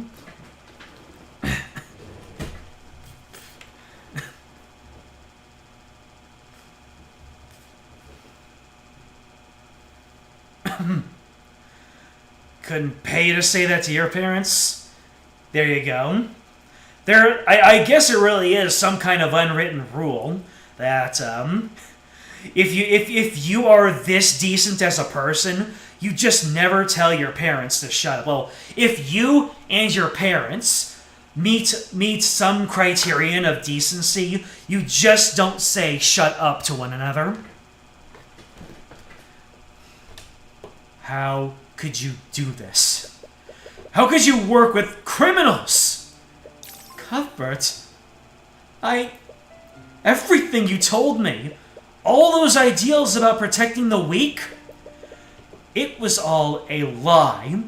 Everything Commander White said about you is true, isn't it? I'm just trying to... I don't want your help. As you yell at her, your voice echoes throughout the lobby. Several of the people nearby turn silent. I gave up everything for you. My childhood, my hope, my happiness. I left it all behind to chase the ideal that you told me you were fighting for. But it was never real, was it? You made me throw away everything, all for a goddamn lie! But I'll make it real, and I'll do it without you. Tyrion, As she reaches her hand out to you, you step away from her. You never cared about me, did you? All you cared about was using the Eye of Horus. That's not... Shut up! I don't want to hear any more of your damn lies. Go away. Get the hell away from me. I never want to see you again. Without a word, she walks away from you. Yep.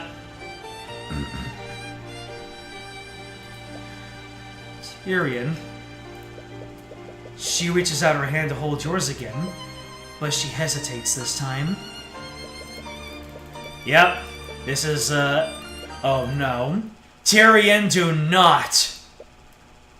What? Wait, what?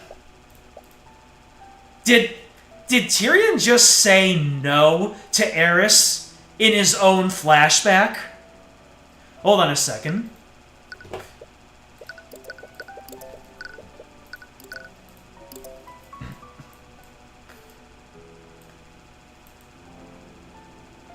Yeah. Tyrion just changed the outcome of his own flashback.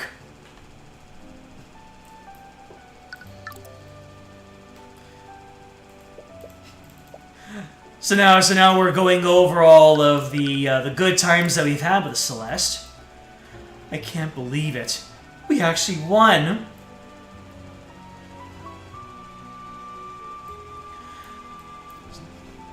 Just surrender. There. What about that? Checkmate. Damn it. You've been acting weird since we arrived in Oranax. Does it have something to do with your mother? Please, just talk to me. I'm your friend, aren't I? Why are you so scared right now? What? She holds your hand.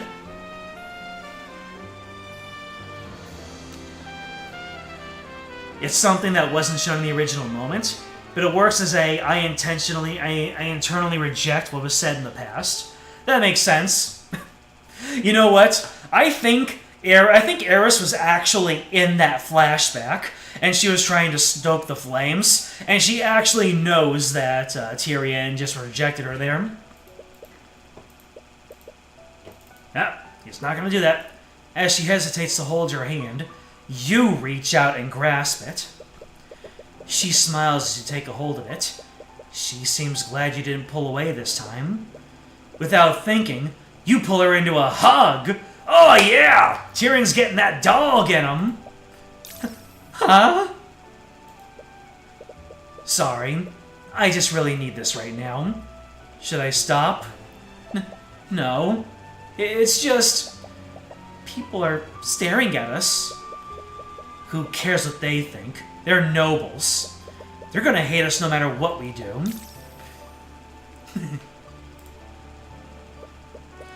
You're still unsure of what you're going to do next, but perhaps you don't need to, even if Timur's idea was a lie. Hey, Celeste. There's something I've been wanting to tell you about. Oh? What is it?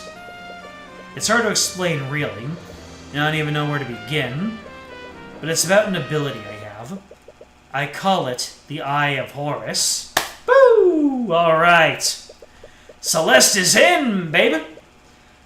You have the power to make it real. Even if you can't trust him more anymore, you have people in your life that you can trust. Episode end! Well, unlike in Ace Attorney, the client did get proven guilty, but you still technically won because you were the prosecutor. Aerys is trying to work her hooks into Tyrion, so him rejecting it at the Celeste line is growth. Yep. There is a line that Tyrion won't allow anybody to cross, and there you go. Even Aerys wasn't able to pass through it. And yeah, the severed ties was with Ruby just as much as Beatrice with House Fragum. What a fine mess this is. That kid has completely and utterly ruined everything. As much as Tamura hates it, we're gonna need to put him in the ground. I don't think that'll be necessary. Sorry, love. I know you're fond of him, but I can't let an insult like this go unanswered. He's going to have to pay the price. I think you've misunderstood me, Father. I meant to say that this facade is no longer necessary.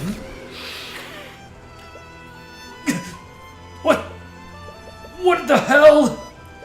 Is something wrong, Father? Who the hell are you? You look nothing like my daughter.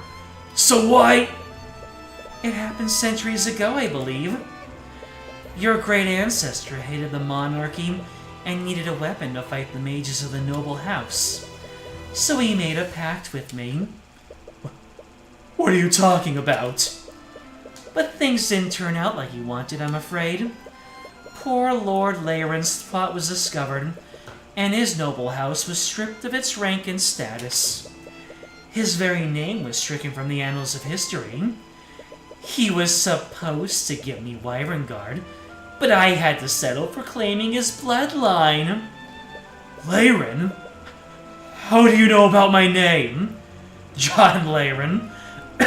After learning about the John name a franchise meme, any named John just makes me laugh. No one knew about that name, not even my real daughter. I know it's been centuries, but I haven't forgotten, John.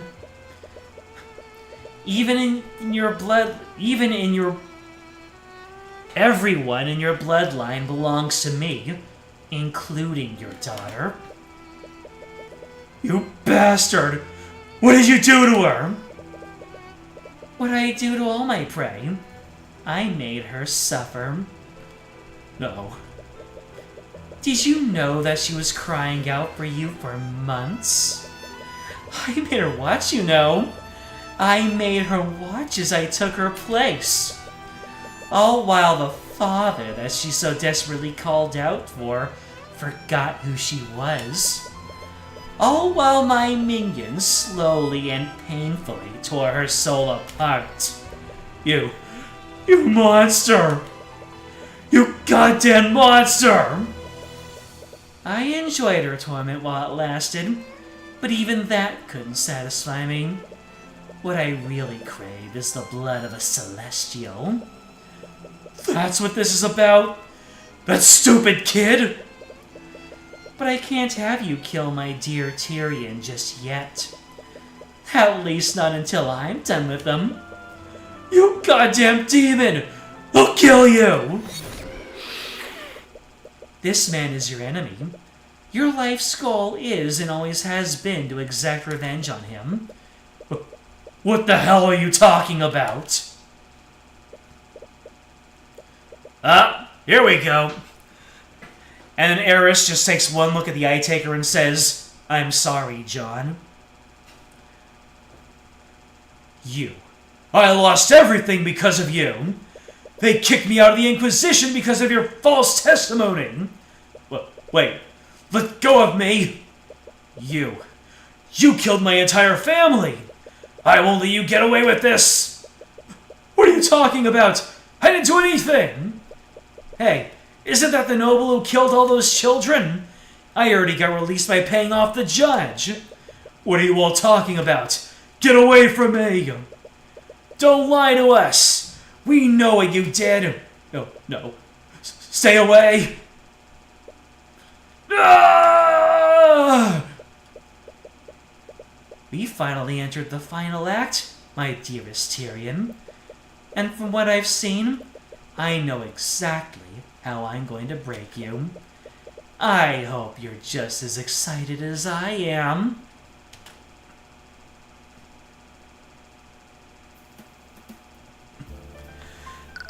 I legit was gripping my chair, waiting for a jump scare of some sort.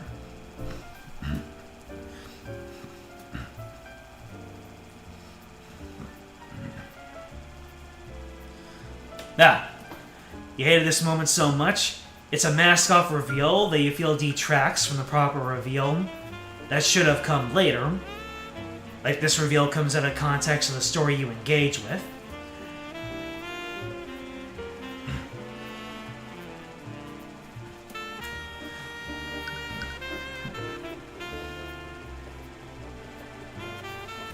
can see how that goes.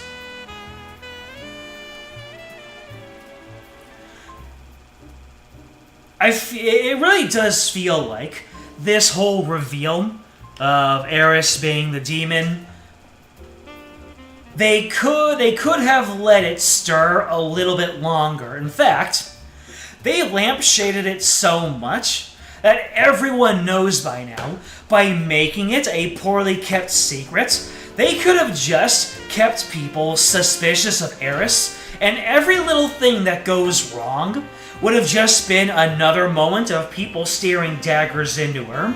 And then when they made the reveal, that would have made the aha moment that much more powerful. If you exercise what you just learned and go into case 5 without it, it feels better not completely knowing. Exactly.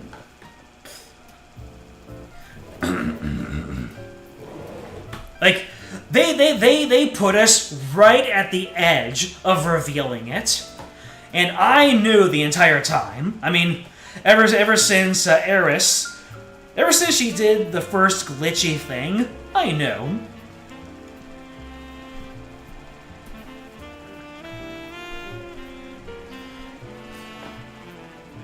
Oh no. You bought this through on launch day and you binged through to case 4? And then you just stopped? How long did this game come out?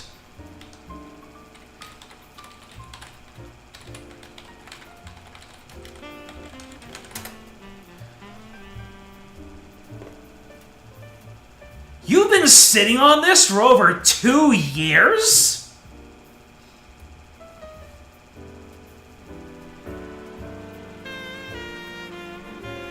That is a hell of a slight.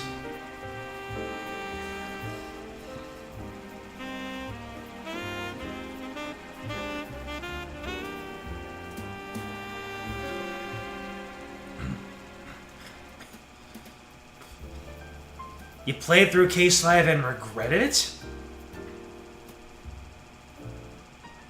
Case 5 does things?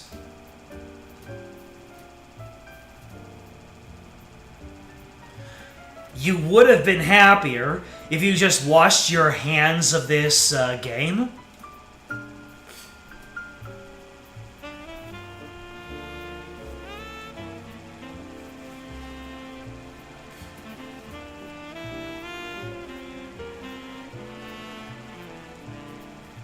Then how come you gave it to me?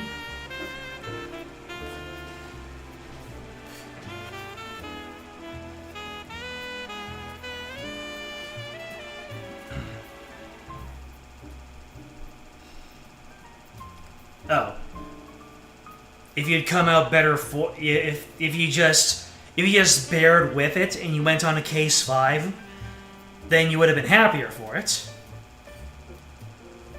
Oh, yeah. So you regretted dropping. So you regretted skipping out. Yeah, exactly, AQ.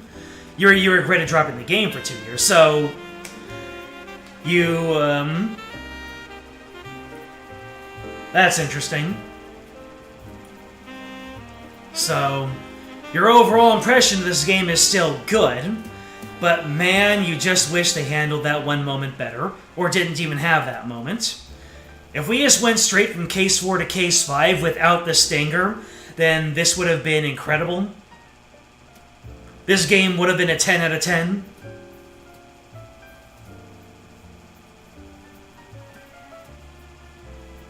Interesting.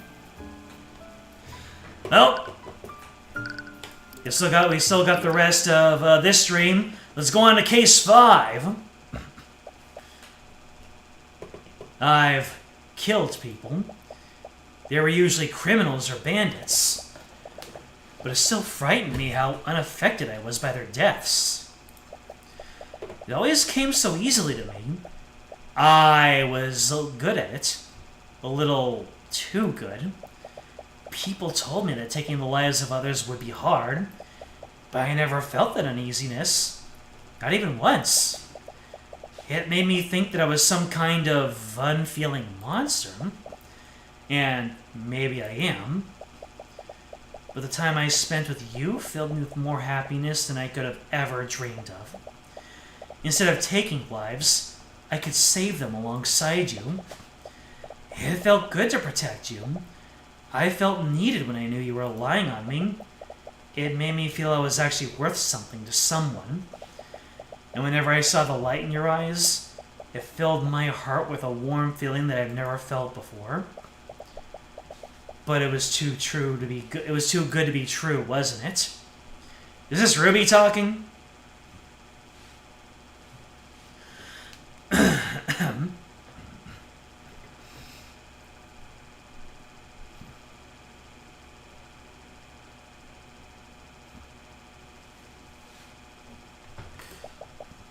In the end, I failed you.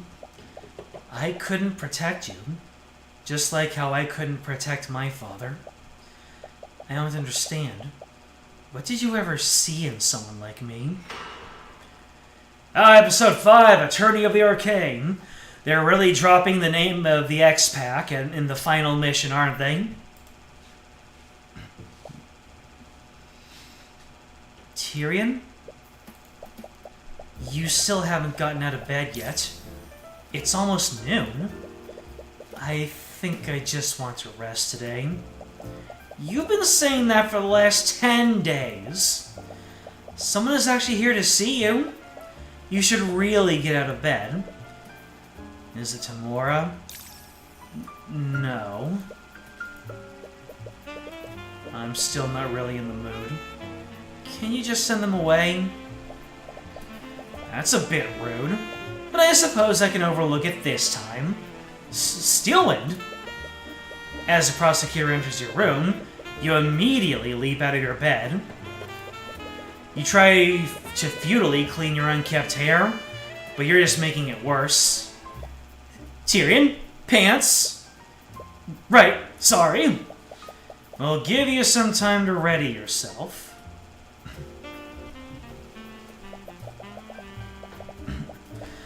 I knew he was in a rut, but I certainly didn't expect this. You know what you could have done?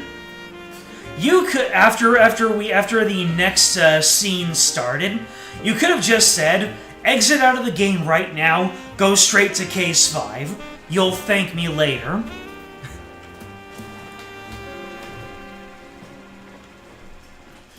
That probably would have preserved this game's incredible integrity. Or is seeing that scene a part of the Tyrion Cuthbert experience of just demonstrating for the masses how much they dropped the ball here?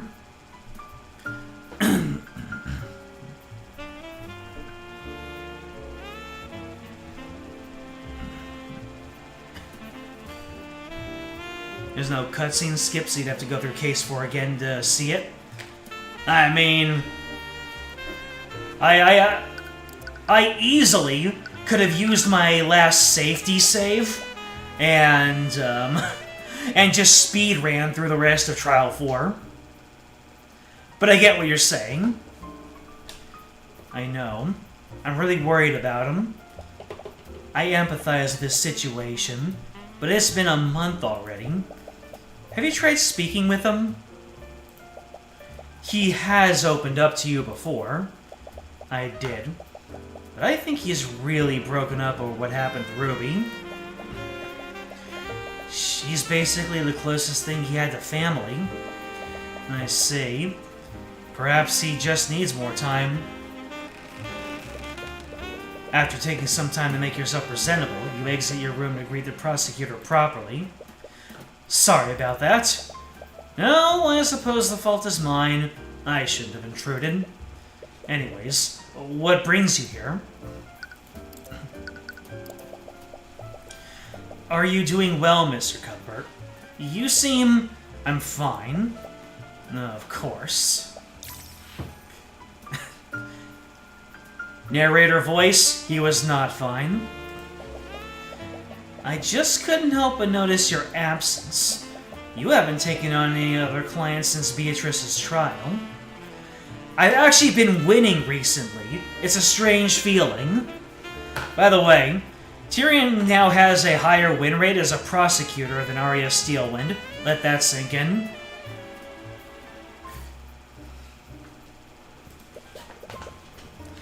I'm going to be honest. I'm not even sure if I want to be a defense attorney anymore. What? I've spent my whole life training to be one, but I was only doing it because someone else told me to. Did you not enjoy it? You are very skilled at it. I don't know.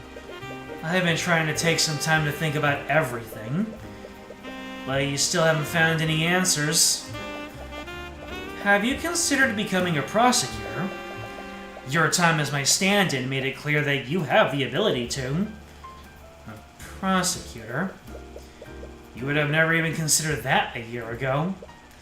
But you understand now. There are criminals who need to be brought to justice. And despite how difficult she is to face, Steelwind never engages in outright corruption like the other prosecutors of the Crown. If you follow her example, you could fight injustice that way. But even if you did that, you'd just be following someone else's footsteps, just like before. I'll think about it. You don't know if she's doing trials you're involved in? I'm sure she is. A higher on-screen win rate, given she's the Edworth proxy and is the chief prosecutor. Please do. And at this point, I could use all the help I can find. Wow, we're just talking about all the people. We're spilling all that tea. Have your injuries been healing well? Yes. Nightgrave's skill in necromancy is quite remarkable. I'm glad I introduced him to Asclepius. Asclepius? Haha! Asclepius. He's a fake Grand Order servant, and a good budget support. House Asclepius specializes in the study of necromancy. After Nightgrave's expulsion from the Academy, I thought it was only right that he be allowed to continue his studies. Right. He mentioned that he owed you a favor. It was only logical. It'd be a waste to let someone of his talents fade into obscurity. You're glad Wallace was able to continue his studies. He clearly wants to use his talents to better society. He's definitely in a better place than you are right now. Even so, should you still be moving around like this? You should take some time off to recover. As much as I would like to, there's been a recent uptake in cases of Mage Blight recently. Mage Blight. You recall hearing about that many times. If a mage exceeds their stamina by overusing their magic, it starts to affect their mind and send them into a violent frenzy. To make matters worse, the nobility has been trying to suppress information about these incidents. Right. It's not a good look whenever a mage goes on a murderous rampage. We talked about Arya Steelwind, but that was more about Wallace. I was actually surprised to see you here, Celeste. Well, I can't just leave him alone anymore. He ticked off a criminal overlord. They're definitely going to send someone after him, and he literally can't take care of himself right now. Celeste, your thoughts are leaking. Hey, get out of my head! She knows about the Eye of Horus, so she has to be careful about her thoughts. What? It's nothing. I am surprised, though. Not many people slight the Eye Taker and live. He's known for taking swift retaliation against his enemies. We're hoping he's laying low after his plan with Beatrice fell through. See? If we didn't see that scene after Case 4, then the wheels would have been turning in our head. We would have been like, oh, he's not laying low, something happened to him. Did his dear daughter do something to him? Maybe she had enough of him. I'm sure, Moderator Catan, when you started playing this again, and you got to this line, you almost closed the game again. That does match with the reports I've read. Supposedly, he's been absent from many of his enterprises. Either way, you're not looking forward to dealing with him. See? Now they're building up intrigue. They're like, okay, so the Eye Taker is still out here, and his status is still uncertain. If we didn't see what happened to him, that would have been one more thing on the table, and when they pulled that rug out from under us, it would have been a huge reveal. But now we're just kind of grinning to ourselves knowingly and going, when it's time to deal with him, that ain't happening anytime soon.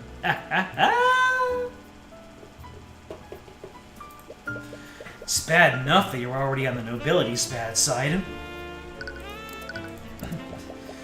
By the way, Tyrion, Ruby sent another letter. Do you want to put it with the rest? Right. Have you spoken to her since the trial? I see. That does explain her recent mood. Right. You two probably get to see each other a lot. I've prosecuted a few of her clients recently, but it's clear she's not nearly as threatening as before. Could we talk about something else? Of course. My apologies. Oh, the tea is ready. Oh, thank you. Some tea sounds lovely right now. Right. I was totally making it for you guys. She walks to the cabinet in your kitchen, and she takes out 2 more teacups. You guys better enjoy this. These are my last bags of... Whoa! As she walks over to you, she slips on a scroll case you left on the floor. She regains her balance, but the teacups slip out of her hands. The boiling liquid is heading right towards your face. Figakwa! Celeste reacts immediately and points her index finger at the tea. Her magic takes hold, and the tea freezes just inches from your face. She breathes a sigh of relief and brings the tea back into their cups. You really need to clean this place. I'm your bodyguard, not your maid. Right. Sorry about that. That was shaped liquid, wasn't it? Yeah. Well, that's gonna be important later. Ha! I like how Eris just squeezes her way into the profiles before we've even started. While concentrating on this spell, the caster can magically manipulate up to 10 liters of liquid and form it into complex shapes. At any time, the caster can choose to freeze the liquid and solidify its current shape. While frozen, the caster can also choose to make the liquid instantaneously melt.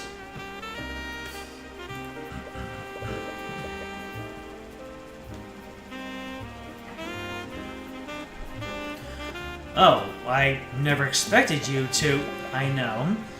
But it's just too convenient to not to have. Oh. She learned the spell that killed her father. That's conflicting. She's really opened her mind about learning new spells. You remember when you first met her. Back then, she only knew how to cast Mage Blade. She hated magic back then. You never imagined how diverse her repertoire had become. Another visitor? I'm already up. I'll check it. Well, whoever they are, I'm not getting up any more of my Lotus tea. You open the door and don't see anyone, but there's a letter in your mailbox. You take a closer look at the envelope. It's sealed with candle wax. There's a crest on it. It's the insignia of House Pierce. You quickly open the letter and read it. Despite supposedly being written by a noble, the paper's been torn in half, but the message is clear. I hope you understand. I would have never contacted you unless I had no other choice. I know the truth behind McCoy's true parentage, and I'm aware of how vital this information is to you. As you know, My execution is scheduled for next month, and I'm running out of time. I want to trade this information with you. In exchange, you will grant me my freedom. Meet me in a private prayer room within the Grand Cathedral of the Scaled Lord at 2 p.m. You will save me from my fate, or else. What? The paper is torn in the middle. I wonder why it was torn in the middle. Well, if he thinks for a second that we'd even think of helping him, I know how you feel, but aren't these the answers you've been looking for? I don't care. We're not going to help him. That was never an option, but there's clearly more to this. I agree. How was he able to find out in the first place? The truth is, Celeste, I have also been looking in your parentage. What? Why didn't you say anything? I'm sorry, but I didn't want to raise your hopes. And I was apparently right to do so. I couldn't find any information regarding your birth. So if you couldn't find anything, how is Pierce able to? Now as Pierce is low in the political hierarchy, he doesn't have access to the resources I do. He does own the land the McCoy Tavern is on, but frankly, this whole situation is quite suspect. And why would he ask for my help? I was the one who indicted him in the first place. Even if I did agree to help him, it'd be nearly impossible for me to get him an acquittal. He must be desperate. His execution is scheduled for next month, after all. It's possible that he reached out to Tamora as well. Still, I can't believe he'd set up a meeting at the Grand Cathedral today of all days. Why? What's happening there? I'm sorry, but it's not my place to tell you. Arya, can I talk with Tyrion alone for a minute? Of course. I'm sure you have much to discuss. I actually also have business at the cathedral today. I can't believe you used that as an opportunity. I'll be taking my leave. I am sorry. I'm sure this is just bringing up bad memories for you. We should meet with him. What? We're not going to help him, obviously, but I had an idea. He's probably really scared of his execution, right? And he's desperate enough to ask you for help. I suppose that's true. So, think about how stressed you'd be if you showed up and refused to help him. I could use the Eye of Horus on him. We can get the info we need without having to give him anything. But are you really okay with this? You'll have to see him again. Yeah, I'll manage. And it'll be worth it if I can finally get the answers I'm looking for. You've already gotten her hopes up. There's no guarantee he actually knows the truth. He could just be bluffing to get you to help him. But if he does know, you can't just ignore this. You need to verify his claims yourself.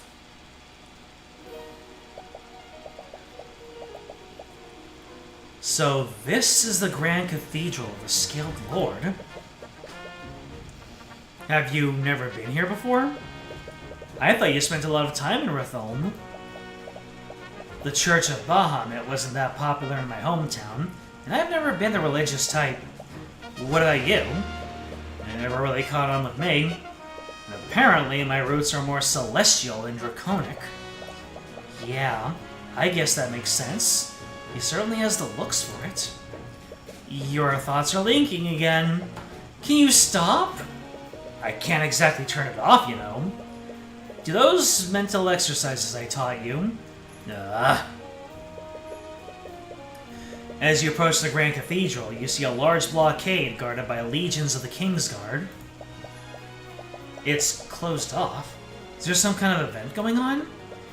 You recall Steelwood mentioning that she was heading there as well. The nobility must be using the cathedral grounds for something. Might explain why Pierce wanted to meet you here. It's probably secluded from prying eyes today. Tyrion Cuthbert. As you approach the blockade, one of the knights notices you. He glances at you and Celeste. You've been expecting you. I see. You exchange glances with Celeste, but you both enter the cathedral grounds. The main building is massive, yet mostly empty. You only see a few people within, and most of them are quite familiar. You spot Leif and Miriam as you head further into the room. They both avoid eye contact with you, but it doesn't seem to be purely out of resentment. As soon as they see you, they move their conversation elsewhere. It's clear they still have mixed feelings about how you convicted their sister. In another corner of the room, you spot Lloyd von Sanctus speaking with another individual. Ah, new face. She seems to be someone of equal social standing. You feel like you've seen her somewhere before, but you can't quite remember where. As soon as you enter the room, Von Sanctus flashes a quick look of disdain at you. You see him slowly move his conversation out of the room as well. And finally, you see Lucio Steelwind speaking with his daughter.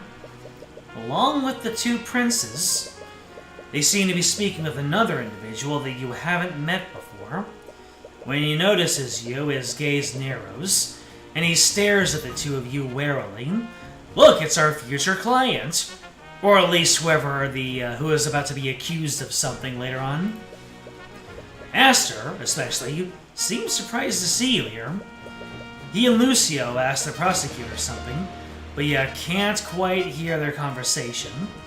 When she responds, Aster raises his eyebrows and Lucio's expression darkens. What is going on here? This is a little awkward. Yeah. We have some time before our meeting with Pierce. You want to do some sightseeing? Oh, are you asking me out? We are literally already out. Sure, why not? I picked up this map from the entrance. We can use it to navigate through the area.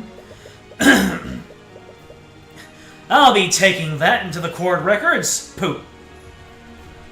Map of the Grand Cathedral has been added to your notes. Let's take a look at it. Well, that's minimalistic. I'm also a little interested in what all these nobles are doing here. It is strange. Perhaps someone can tell you more. I think I saw Ari over there. We should go say hi. As you approach the group, the Grand General and the unnamed noble stare at the two of you. Hello? The nobleman looks at you and then at Celeste. He silently scans the two of you. It's as if he's trying to read something. He then walks away without a word. Rude. At this point, I'm kind of used to it. Mr. Cuthbert and Ms. McCoy, I'm surprised to see you here, and it makes me so happy. What? I thought you were the one who invited them.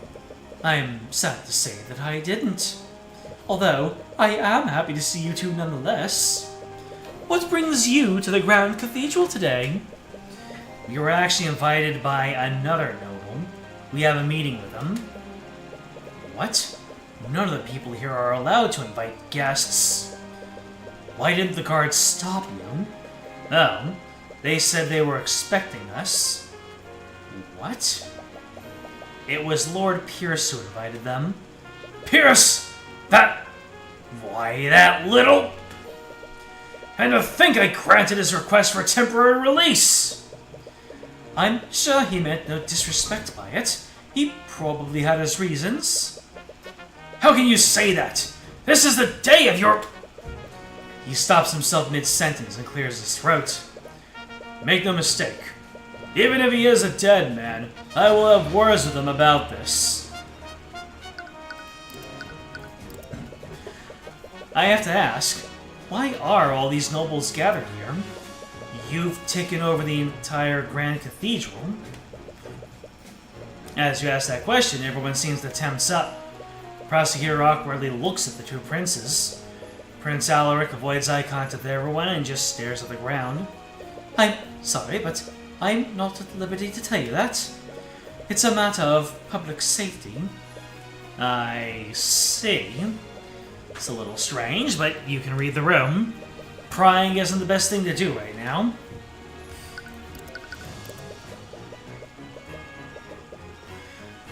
You said that Lord Pierce invited you here. For what reason? I can't really tell you that. You will tell us if it poses a threat to the nobles in attendance. Please, Lord Steelwind, there's no need for that. Mr. Cuthbert would never do anything to put anyone's life in danger. As you wish, Your Majesty. Is this the reason why Pierce asked for temporary release? Interesting. So Pierce was temporarily released to attend whatever this is.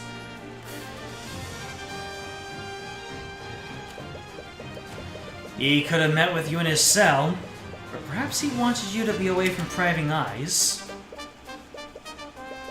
Lady Steelwind, Your Majesty, High Speaker is ready to speak with you. Wonderful. I've been looking forward to this all day. Shall we go together, Miss Steelwind? Yes, Her Majesty. She would like to accompany you. Wonderful. We shouldn't keep him waiting. Okay. Good Lord. How does she plan to marry him if she can't even speak properly in this sentence? Did you call for me? I said marry him, not Miriam. Rightio. Honestly. I also have something important to do. Good day to you, commoners. He's going towards the washrooms. I'll be taking my leave as well. But make no mistake, my men will be keeping an eye on you two. Everyone has left the room now. Perhaps you should move somewhere else.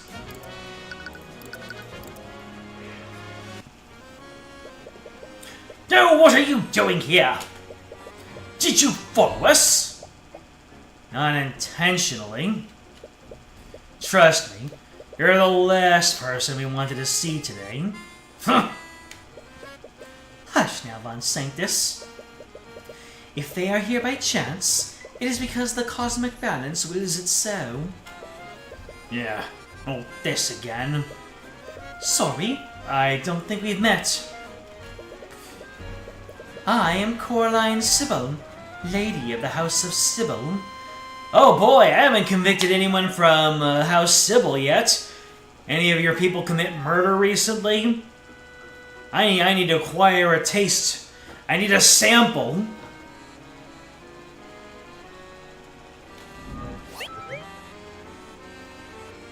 She's a noble. 38? She's 38? What, really?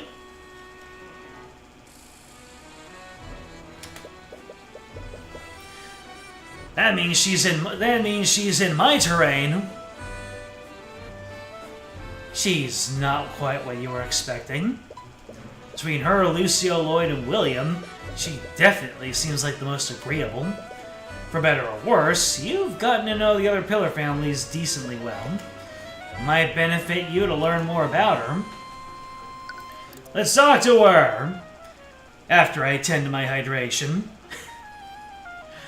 I have been quite parched for like the past half hour, so I'm gonna be right back.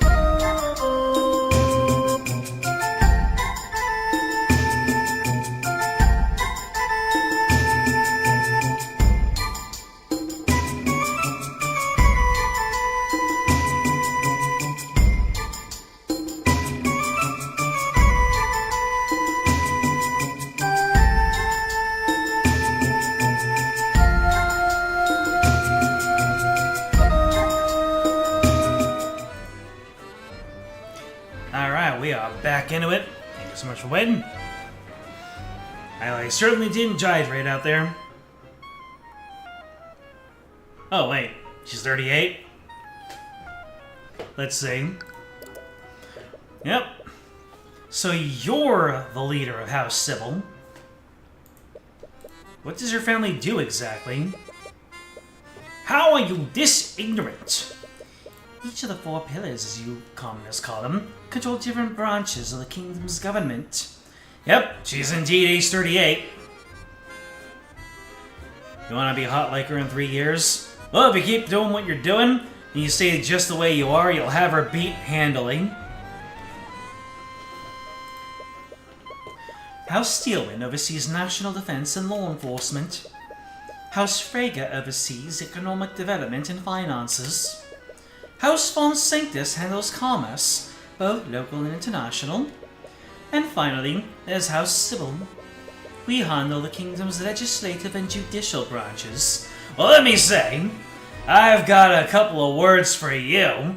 Where's your suggestion box? I've got some sticky notes to drop in there. That would also mean you're responsible for our kingdom's justice system. That is correct. Oh, wonderful. Here we go!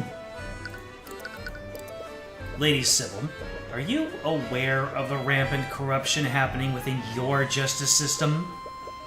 I suppose it's only inevitable that you see it that way. Am I wrong? I've been involved in plenty of court cases, and it's very obvious. All your courts care about is closing up cases as quickly as possible. The system is corrupt to its core. The courts don't even try to hide it half the time.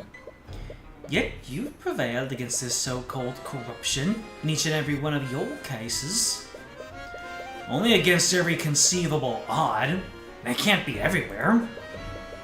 Do you have any idea how many commoners are falsely convicted every day? If they are convicted under my system, it's only because the cosmic balance deems it so. What are you even talking about? The cosmic balance is the natural order of things. Under it, the guilty are punished, while the innocent are protected. And yet, when a noble commits a crime, they only need to waive their influence to escape any consequences, all while their victims are forced to suffer in silence. Or worse, an innocent commoner is framed for the crime. Regardless of your personal feelings, our kingdom needs the nobility to govern the people. If they were held to the same standards as commoners, our society would surely collapse.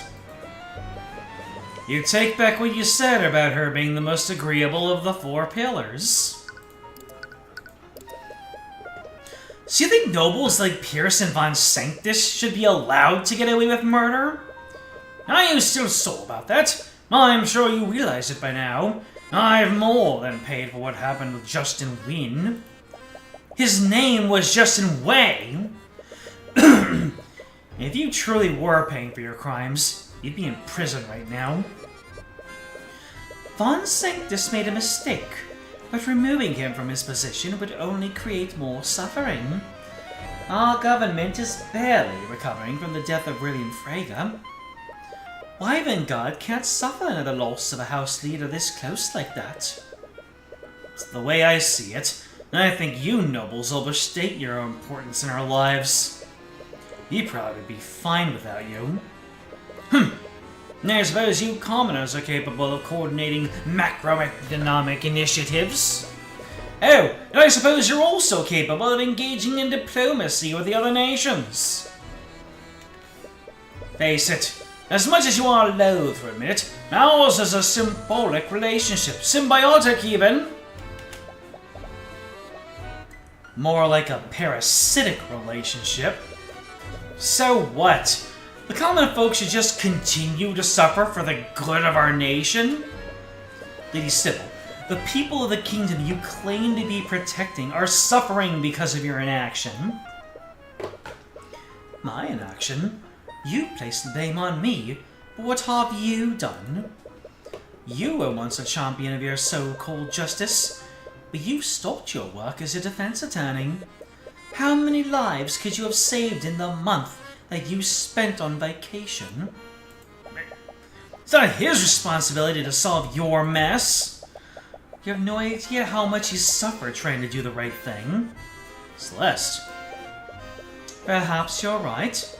He shouldn't bear that kind of responsibility alone. But every commoner has the ability to learn and practice laws you do, Mr. Cuthbert. So why are you one of the few commoners that do so? From what I've heard, you're one of the few people who defend mages of the common folk. Every other attorney wouldn't even consider taking them as clients. Perhaps the problem lies in the common folk, then? They are fully capable of rising to defend the so-called innocent, yet they do nothing. Never mind. This is clearly a mistake. Yeah, nobody thinks outside of their lane because of the crappy circumstances that you put them under to keep them under your thumb. If you took better care of the people, then they'd actually feel the magnanimity to step out of their lanes for each other. But as things stand right now, we're all too busy worrying about ourselves, and many of us are worried about where our next paycheck is going to come from. But hey, we don't exactly want to take up too much game time, continuing this conversation back and forth. Let's go, Celeste. Yeah. Finally! Thank the scared lord. You okay? Yeah, guess I should have expected that. I never expected someone with so much power to be so out of touch with reality. Come on, let's go somewhere else. We still have some time before the meeting. Nope. Can we really just engage in that exact same conversation all over again? Celeste shattered her. Arcanum. Good job, Celeste.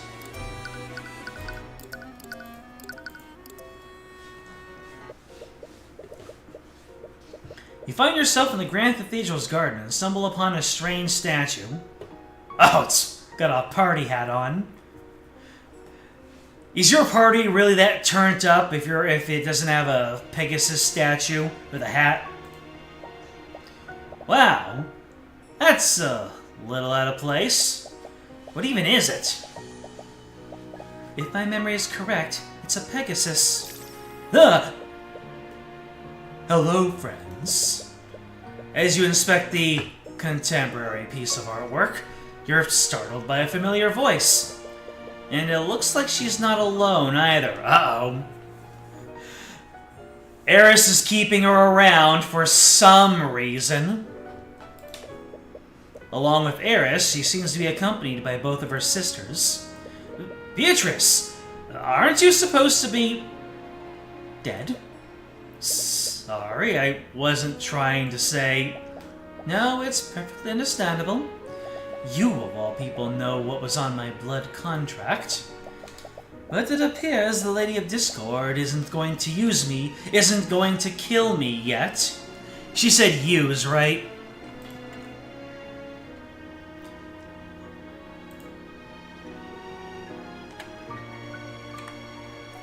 She said, it appears the Lady of Discord isn't going to use me just yet. Yep, that's exactly what she said. Did you really have to do that? What? Never mind. Oh! Beatrice is actually aware that Eris just did that. She's aware that Eris just glitched reality to change what she said.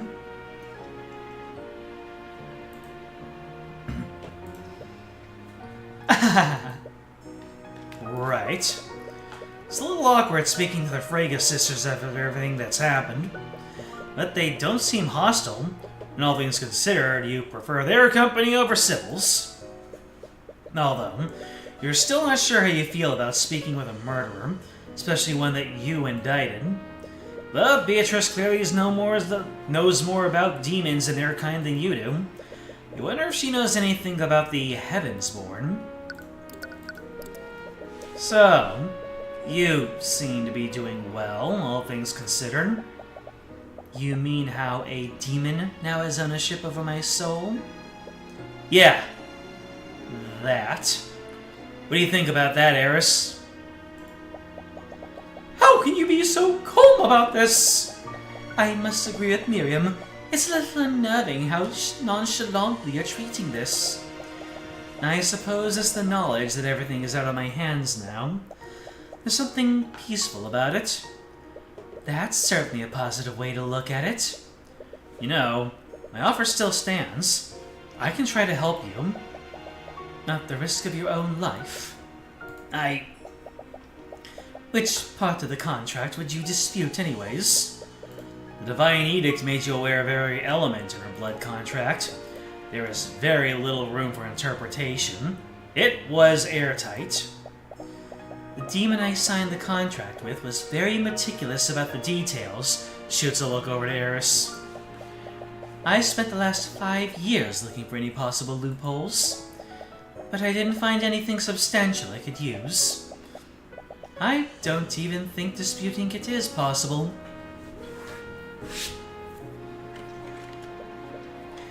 I'm sorry. Don't be. You defeated me. I won't suffer your pity.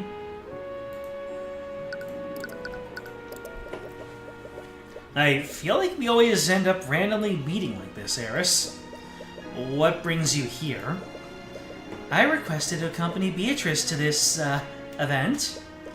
After all, I don't have many opportunities to enter a church like this. I can imagine. By the way, is your father still... Oh, if you're worried about him, we've already had a conversation about you. I don't think he'll be accosting you anytime soon. Oh, thank you. That seems too good to be true. How'd you pull something like that off? He may look like a hardened criminal, but he's always had a soft spot for his family, and his soul was delicious. He also owed me, and I have a way of making people see things my way. She's right about that. Wait, if you're here, does that mean Marunath is also? Oh, heavens no. There's no way they'd let me bring him here of all places. I'll let him at the entrance of the Kingsguard. If he tries to escape, that knight over there is ordered to kill me.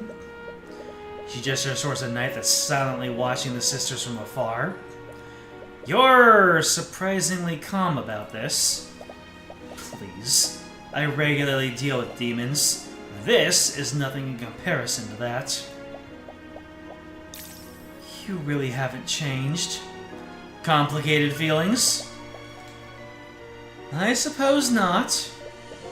Wait, does that mean you can't see right now? How did you know which statue I was looking at? It was a lucky guess. That grotesque statue certainly makes an impression on you. Oh, Marunath just spoke with me. He wanted me to let you know that he can smell your celestial stink from the entrance. Love you too, Marunath. Oh, wow. I probably shouldn't repeat his response to that.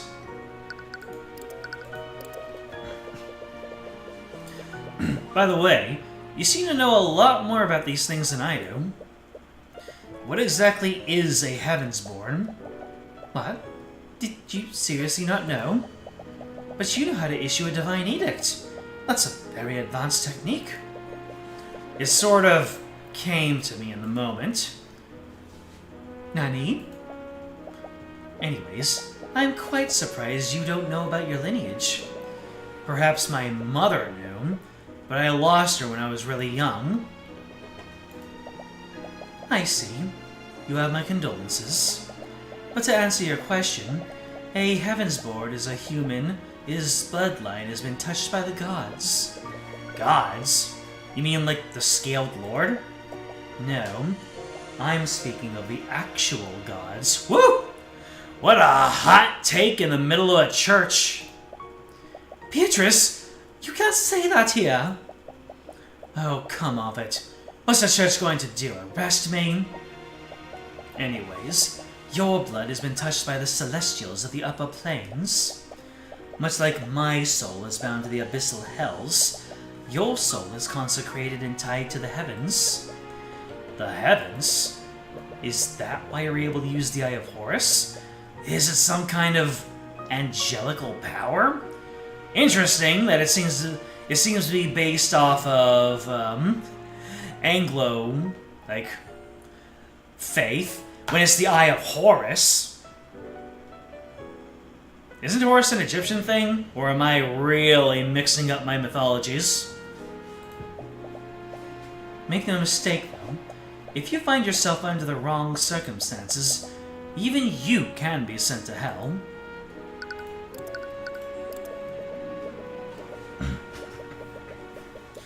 The Church of Bahamut is prominent in Wyverngard. This is the first time I have heard of the Celestial Gods. That makes sense. It's probably because of Wyverngard's bloody history with the Theocracy of Lumina. The Theocracy? Aren't they the nation east of us? Yes. The Luminites worship the Celestial Gods, while our people worship the ancient dragons. A few centuries ago, our nation was locked in a bitter war with the Luminites.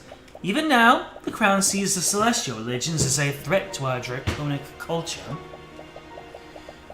Culture is on its best to wipe out any religions that worship the Celestials. I see. But if your bloodline is blessed by the Celestials, does that mean that our kids will also be Heavensborn? Our kids? I suppose so.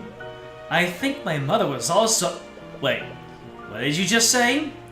Your kids! I asked if your kids will be Heavensborn! Nice save, Celeste. Oh, I must have misheard you then. Wow. If only you were always this easy to lie to. Anyways, I'm a little curious about the Theocracy of Lumina. If they worship Celestials there, would I find other Heavensborn there? Celeste knows what she wants. She wants that Tyrion Cuthbert.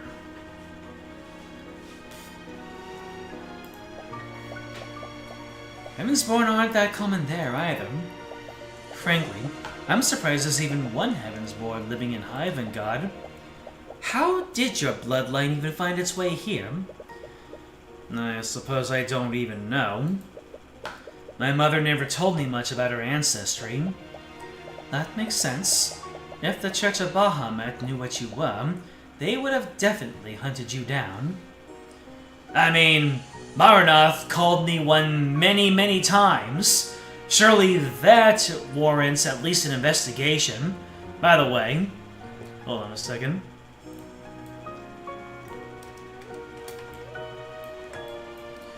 These birds up here are just frozen in time. The one that's standing I can understand. The other one is just kind of hovering in place, asserting dominance over us all.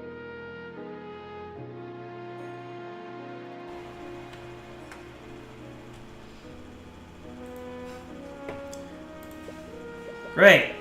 Last thing you need is another faction that wants to kill you. Anyways, travel into and out of Wyvgarn is technically illegal, and I doubt Lord Steelwind would make an exemption for you. After all, House Steelwind was essentially founded by veterans of the Great Luminite War. Veteran? Vet? Oh no! No, I hate the vet. I'm not going. You'll never take me alive.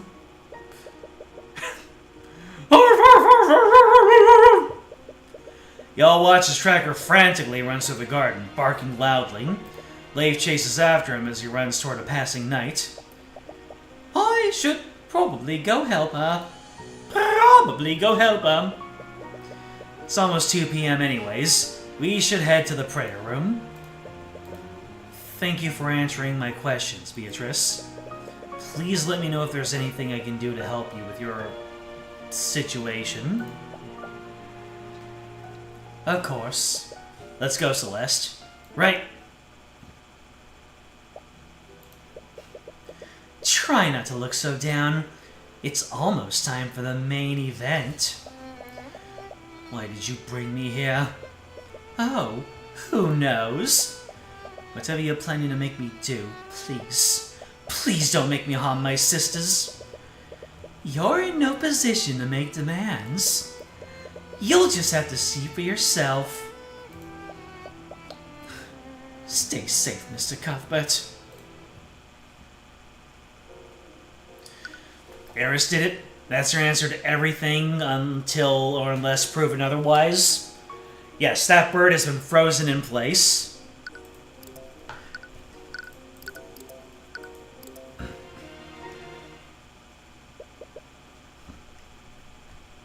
Are you ready?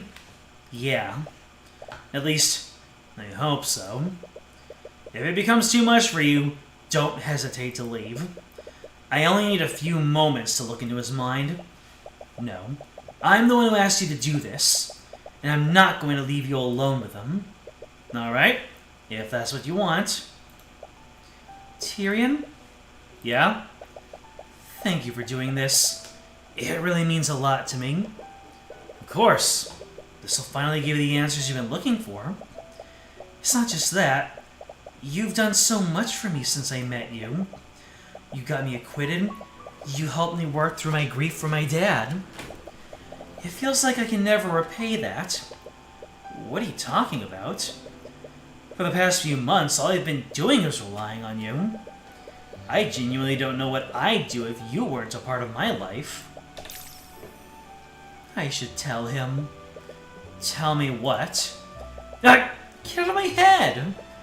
You're really bad at guarding your mind. You know you can tell me anything, right?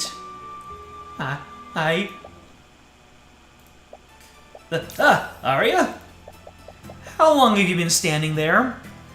Well, I knew you'd be here around this time. I wanted to wish you luck. But then you two seem to be in the middle of something. I didn't want to interrupt. Don't stop on my account. I'll just get out of your way. And she awkwardly skitters away. You see something fall out of her pocket. Oh, Arya, you dropped your runestone. As Celeste picks up the runestone, she accidentally activates it. An image of a piece of evidence appears for a brief moment, but Arya quickly hides it. But not before Celeste sneaks a peek at it. Oh, I see. Celeste, don't just invade her privacy like that. Don't be like that. I'm really happy for you. Thank you. Good luck.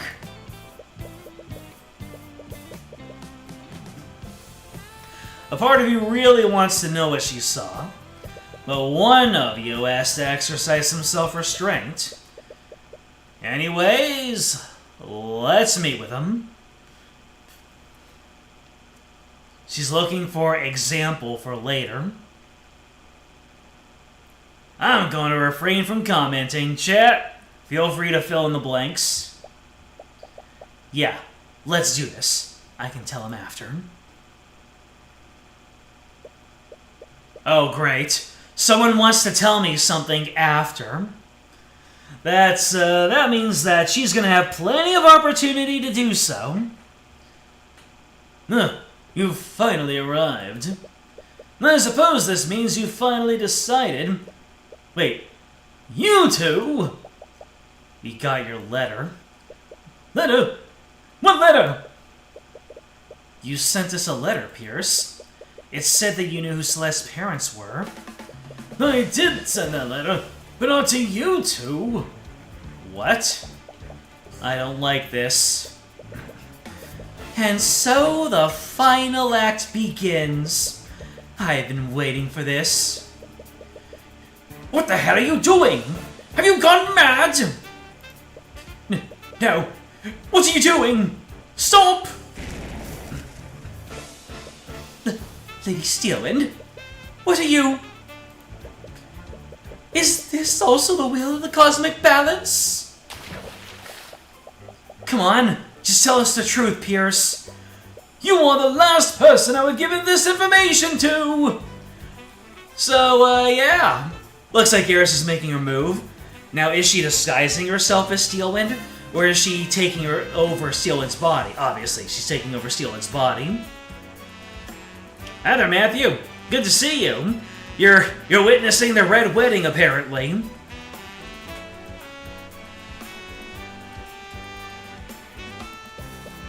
He's getting more and more stressed. Just a little more and you'll... As you interrogate him, you suddenly hear a crash outside the room. What was that? I'm gonna take a look and see what's going on. What? Are you going to leave us here? He's right. We don't know what's going on. We should stay together. Don't worry. There are 2 guards outside, and they're from the King's Guard. They'll be fine. That's not what I'm worried about. But I'll trust your judgment. What? It's been almost 10 minutes since Celeste went to investigate the noise. Pierre seems extremely on edge. He's sitting at one of the tables and impatiently tapping its surface with his finger.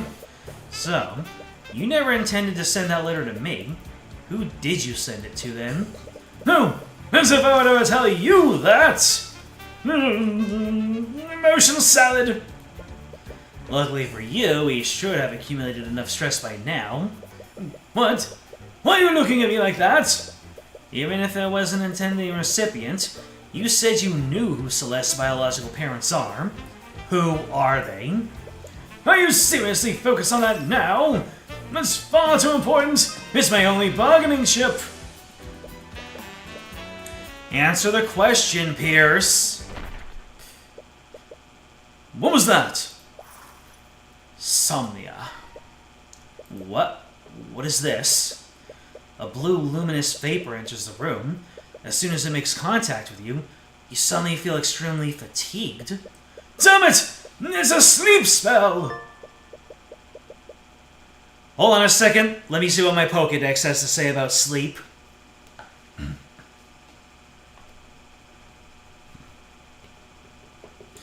The caster conjures a magical mist in the direction that they stretch their palm. This magical mist will travel up to 30 feet before dissipating. Any creature who inhales the mist will fall into magical slumber. An affected creature will be awoken from their slumber if they are violently shaken or experience any sort of pain. I miscalculated!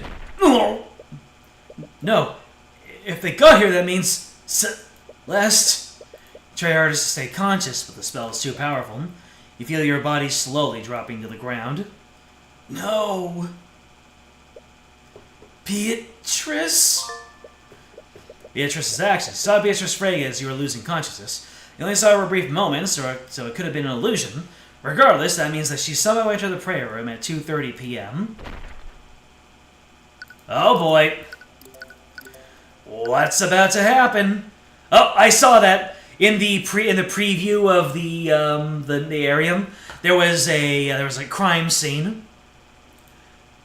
We're about to wake up in a crime scene. Tyrion. What? Celeste? Tyrion, I'm so sorry. I should have listened to you. I should have never left you alone with him. Hey, it's okay. Tears are streaming down her eyes. She was clearly worried about you. You try your best to comfort her as you look around the room. What happened? How long were you knocked out? You look around you and see several other people with you. Commander White is leading a group of knights. They all have their weapons drawn and pointed at someone. It's Prosecutor Steelwind? Commander, I understand your position, but there has to be another explanation. Look, Your Majesty, I get where you're coming from, but from what the witnesses have told us, it has to be a case of mage blight. You look around the room and see a pool of blood at the end of one of the tables. Celeste? Where's Pierce? Tyrion? I don't know how to tell you this, kid, but Garrick Pierce is dead. What? We're honestly surprised that you're okay. But who? You look at the knights who all have their weapons pointed at the prosecutor. Wait a minute. You think Steelwind did this? It wasn't just old Pierce, Mr. Cuthbert. You also found the bodies of Lord Von Sanctus and Lady Sybil. Damn!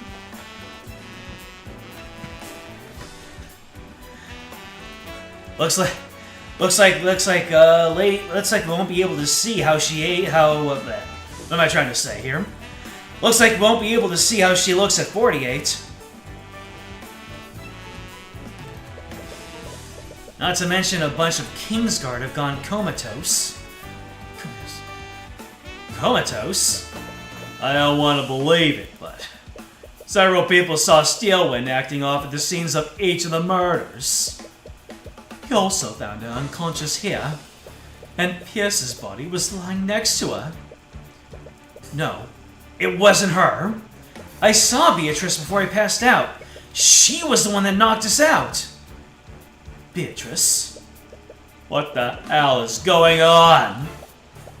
Commander White, you need to put me in a holding cell. It needs to be the one with an anti-magic field. What? I'm a danger to everyone here. We need to go now. What are you talking about? Now is not the time. Do it, Commander. Right. You watch as the Inquisition arrests Steelwind and escort her out of the room. Yeah.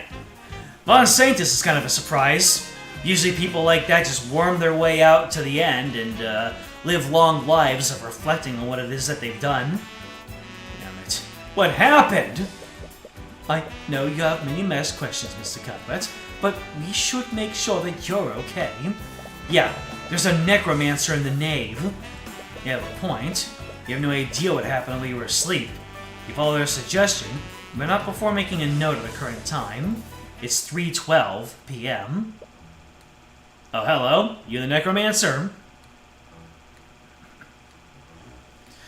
Arya's the biggest brain in this game, but you don't know it yet? Oh, does she know what's going on and part of reclusing herself away is part of a countermeasure?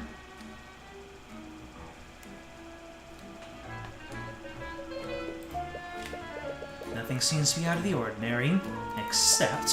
What? What's wrong with them? If you would just let me finish. There appears to be a trace of necromancy on you, Mr. Cuthbert. Necromancy? It's probably nothing. Did your assistant cast any spells on you? Oh, right. I used healing magic on him when I found him unconscious. I expected as much. But it never hurts to make sure. Anyways, nothing seems out of the ordinary. You're quite healthy. And that bores me to tears. You should be fine to go about your business, but please speak with me again if you experience anything out of the ordinary. Thank you. I am Lord Lazaric Asclepius, of House Asclepius. Alright, clearly he's going to be important. And there are no thanks needed. My apprentice apparently owes you a lot. He's age 27. Apprentice? Wallace Nightgrave. I believe he was one of your clients a few months ago. Oh, right. Steelwind did mention that she introduced you to. Speaking of Steelwind, I really find it hard to believe that she did this. Mr. Cuthbert, Mage Blight isn't exactly a benign condition. When it takes hold of a mage, it doesn't matter what kind of person they are. Violent behavior is almost always a result of the delirium it puts them in. It's unfortunate, but mages have to be held responsible when cases like this happen. Unless someone is framing her. Tyrion, I fought her. What? Do you remember back when we heard that weird sound? I went outside to see what was going on. I saw her outside, and the guards were all unconscious. I tried to ask her what was going on, but she didn't say anything. She just attacked me? What was her emotional state like? Oh. Well, she was pretty cold and emotionless. It almost looked like she was sleepwalking. That's actually pretty strange. What do you mean? When someone is affected by Mage Blight, they enter a state of extreme psychosis. Psychotic episodes like that raise the effect of Mage's paranoia to ridiculous levels. That's why these cases almost always end up in violence. If she was being affected by Mage Blight, she shouldn't have looked anywhere near as calm as you're describing. Huh. You might be onto something, Mr. Cuthbert. If what you're saying is true, there has to be more to this. I am actually surprised that one of our subject matter experts is giving us the benefit of a doubt right now. Usually everybody is just pointing and laughing until we say objection. So, I don't know. I'm already endeared to this Asclepius fellow, which probably is the intention. They're lowering my guard. You're planning to defend her, aren't you? At the very least, we need to find out what's actually happened. I feel like there's more to this than we're seeing. But you saw her, right? Yep. And we're gonna figure it out later on what the massive Giga Brain play is that Steelwind just pulled here. An anti-magic field.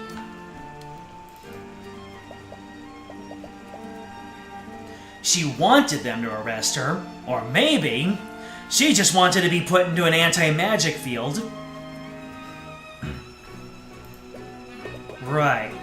It's as if she thought she was a danger to others. Regardless of what really happened, she clearly believes she was responsible for this. Or she would have you believe. But there's no way that she'd do something like this. Something else is happening here, and you will get to the bottom of this. You're not sure where each of the murders occurred, but the Inquisition should be able to tell you more about that. You'll also need to speak with Steelwind. If she really was affected by Mage Blight, she should be able to remember what may have caused it. But anyways, the prayer room is the room you're most familiar with. You'll probably want to start there. Out of curiosity, how long is this investigation? If the investigation is like 2 hours long, then I might want to call it here. You arrive at the prayer room. It's now swarming with knights from the Inquisition. You find yourself staring at the chalk outline of where Pierce's body once was. You can't help but feel a little uneasy. You've been to plenty of crime scenes before, but even if you were unconscious, you were here when the murder happened. It's a little unnerving, knowing how close you came to death. Are you okay? Yeah. Now's not the time for an existential crisis. Steelwind's future counts on you figuring out what happened. You still don't know what happened after you fell unconscious. The Inquisition believes that Steelwind broke into this room, knocked you and Pierce out, and then killed him. But you remember it clearly. You saw Beatrice before you lost consciousness. There's more at play here than you realize. Celeste also fought Steelwind after Beatrice knocked you out. Perhaps she can tell you more about how she was acting. Alright, ladies and gentlemen. Before we get into the investigation proper, we're just going to leave ourselves off at this cliffhanger. It's 3 murders after all. Got a lot of looking around to do, and a lot of talking to talk. That is what I had inclined. So yeah, we closed out the previous trial, and we know that this next trial is going to come out swinging. So let's give ourselves a little bit of decompression time. You are very welcome for the stream. I'm sure it was a great time as always, and thank you for joining me for this leg of the journey. AQ, Solaris, James, Moderator Catone, Matthew. You can't believe they killed off such a cute character. Hey, Q, you gotta be careful with all these characters you attach yourselves to. Aren't you 2 for 2, or was that James who got attached to Merryweather? One of you got attached to Merryweather, and then she also got Vicked 2 for 2. Or are you in league with Eris? Are you purposely? Are you in league with Eris and you're purposely tagging people for her to make into court records entries? Ah, yes. You and your waifu in 14. That's Yotsuyu, correct?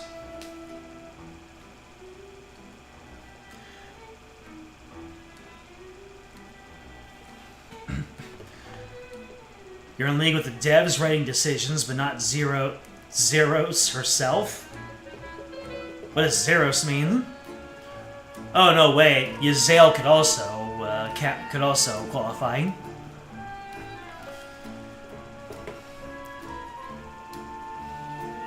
Oh, Bellwether, that's right, not Merryweather. If anyone is in league with Eris, it'd be you. How do we know you aren't? Well, no. There's some toxic Yuri going on there, isn't there?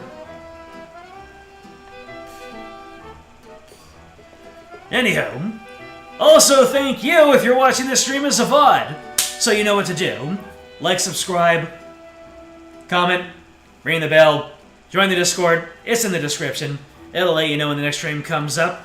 And when we next adjourn, we're going to do the first round of investigation for the murders of 3 nobles and the framing of Prosecutor Steelwind. So, the stakes have never been higher, and we need to bring them down. They look delicious.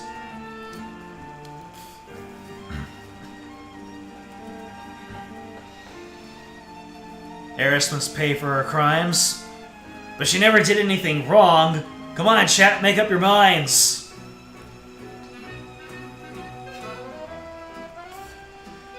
Next time, Case 5, Investigation 1. Until then, game out.